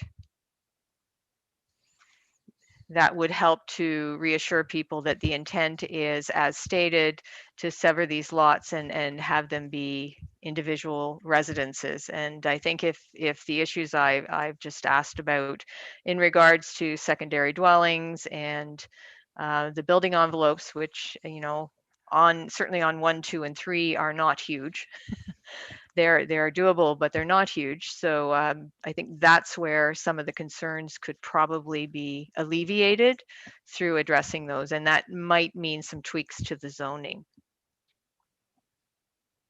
So I guess I'll leave you with that as expressing my concerns based on reading the package. Thank you. Okay, I'm just double checking if there was anything else. I think I just wanted to note to the public that, as I did mention, it's only the existing lot to the east that is being downzoned from tourist commercial to rural that is before council today. Everything else is pending the results of the severance application. And obviously, as Mr. Whitehead has mentioned, there may be some adjustments and additional work done towards that granting of that severance application. And the County of Renfrew is the authority that grants severances, not the local municipality. So just note that to the members of the public in attendance. Okay, could we stop sharing screen? Thank you, because so I can see everybody. I think I've covered everything on my notes that I did want to mention. Anything further from any other questions or discussion from members of council on anything I've said or any concerns with anything I've said? No. This is the first they've got to hear it, so. All right, so I think you've heard generally where council's concerns would be, and hopefully relaying that to the applicant. Some of these concerns of the public and of council can be addressed through the process of, the severance process, obviously. And perhaps when the rezoning comes back, there may be some additional information in there. Certainly the municipality would want to have a development agreement for the watercourse area to ensure that there is that's protected beyond the construction period, and that there's no buildings that require a building permit put up in will be approved in that area. Now, let's see, discussion by council. I'll just check with my CAO. Sue, did I miss anything? I've got everything here? We're good to go. Yes. Okay, thank you. All right, then I'm going to see if Mr. Larbetsky, there he is. Mr. Larbetsky is still with us. I will turn it back over to Mr. Larbetsky to complete this application. Thank you, Madam Mayor. We will move on to item 10 of the agenda, and that is the 10.1 draft copies. There are two of them of the bylaws. And just from hearing the discussion that everyone has had, that bylaw that won't be passed or considered, I should say, by council will require amendments. And with respect to the bylaw that will be before council, I don't know if there are any amendments to that. And if there are, that should be addressed at this point. Thank you. Okay, so I think maybe I'll just take that back up with council quickly. Is there a concern with rezoning? As I said, it is a downzoning of the triangular existing lot on the far side from tourist commercial to, I believe it's rural. It's just rural, Are there concerns with that? Would council have any concern with doing that as opposed to looking at an R1? No one has any concerns? That will be what is before council today in the council meeting. Okay, so I'm not seeing council having any concerns with that, Mr. Larbetsky. I believe that one can go forward. Thank you very much, Madam Mayor. All right, and with that then, the bylaws then, as Mr. Larbetsky said, are available in the package, and one may be altered based on the discussions today. That completes our look at this application, and we will move on to our second application today. The purpose is to hear persons' comments in regards to zoning bylaw amendment application made by the applicant, owner Mark Ian Zurikowski, applicant Bradley Law Professional Corporation, file number ZUR 2021-07. And I'll turn it over to Mr. Larbetsky to take us through this application. Thank you, Madam Mayor. Just to confirm to council, this is a revisit by council. It was a condition of the severance application that a zoning amendment take place. And once again, it was a zoning amendment from tourist commercial to a residential use. So having said that, I'll move to item 11.2 is page 1 cover letter from the County of Renfrew, May the 13th, 2021. Item 11.3, County of Renfrew Planning Division Zoning Bylaw Amendment Report to Council, dated May the 13th, 2021. Item number 12, the purpose and effect of the amendment is to rezone the severed lands in consent file B 47/20 from tourist commercial TC to limited service residential LSR to ensure the entire enlarged residential lot is the same zone as the lot that it's being added to. All other provisions of the zoning bylaw shall apply. Item, just to clarify why this is being rezoned to LSR, this particular piece of property does not front on a municipal road. It is, Arrow Drive is a privately maintained road. Item number 13, report on application and notice. 13.1, notice of complete application was mailed out on May the 13th, 2021. Item 13.2, The notice of application and public meeting were sent out to all affected property owners within 120 meters, which is 400 feet, of the subject application, and to all public bodies as required on May the 19th, 2021. 13.3, notice was posted on the subject property on May the 19th, 2021. Item number 14, notice to public bodies, written responses and/or telephone messages.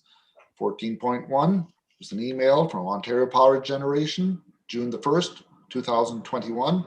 OPG has no concern or comments or concerns. Item number 15, written comments, there were none. And I will hand it over back to you. Oh, I'm sorry, one more. Item number 16, verbal report on general or telephone inquiries and/or attendances at the municipal office. There were none. Madam Mayor, I'll hand it back over to you. Okay, thank you, Mr. Larbetsky. And I see Mr. Bradley is with us. At this point, I'm going to ask if there are any oral or written presentations by those in attendance. And I wondered if Mr. Bradley, if you wish to speak to this application. You've been very patient. Just need you to, there we go. There we go. Mayor Love, members of council, thank you. I've been in and out of other matters as your other proceeding was taking place. Needless to say, I endorse simply what Silas had to say to everyone. It's a fairly straightforward application. We're just trying to make the whole property zone the same for residential purposes. I'm just here to supervise in case there was any opposition, and we didn't anticipate any, but I just thought I would attend just to be sure. Okay, thank you very much. Now, are there any members of the public who wish to speak to this application? If you do, please unmute yourself and let me know. Okay, I am not seeing anyone.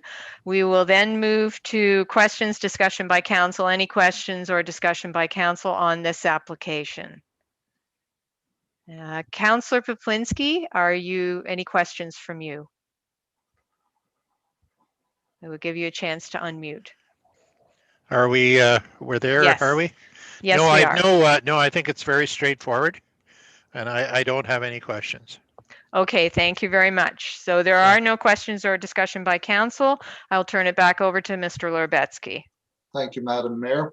Item number 19 is 19.1 is the draft copy of the bylaw, which will be presented to council this afternoon for consideration.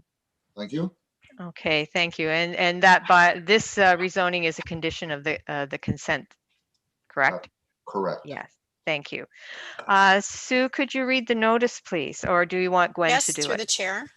Council is also required by section 34:14.5 to inform the public at the public meeting of who is entitled to appeal to the Ontario Land Tribunal under sections 34:11 and 19 as follows.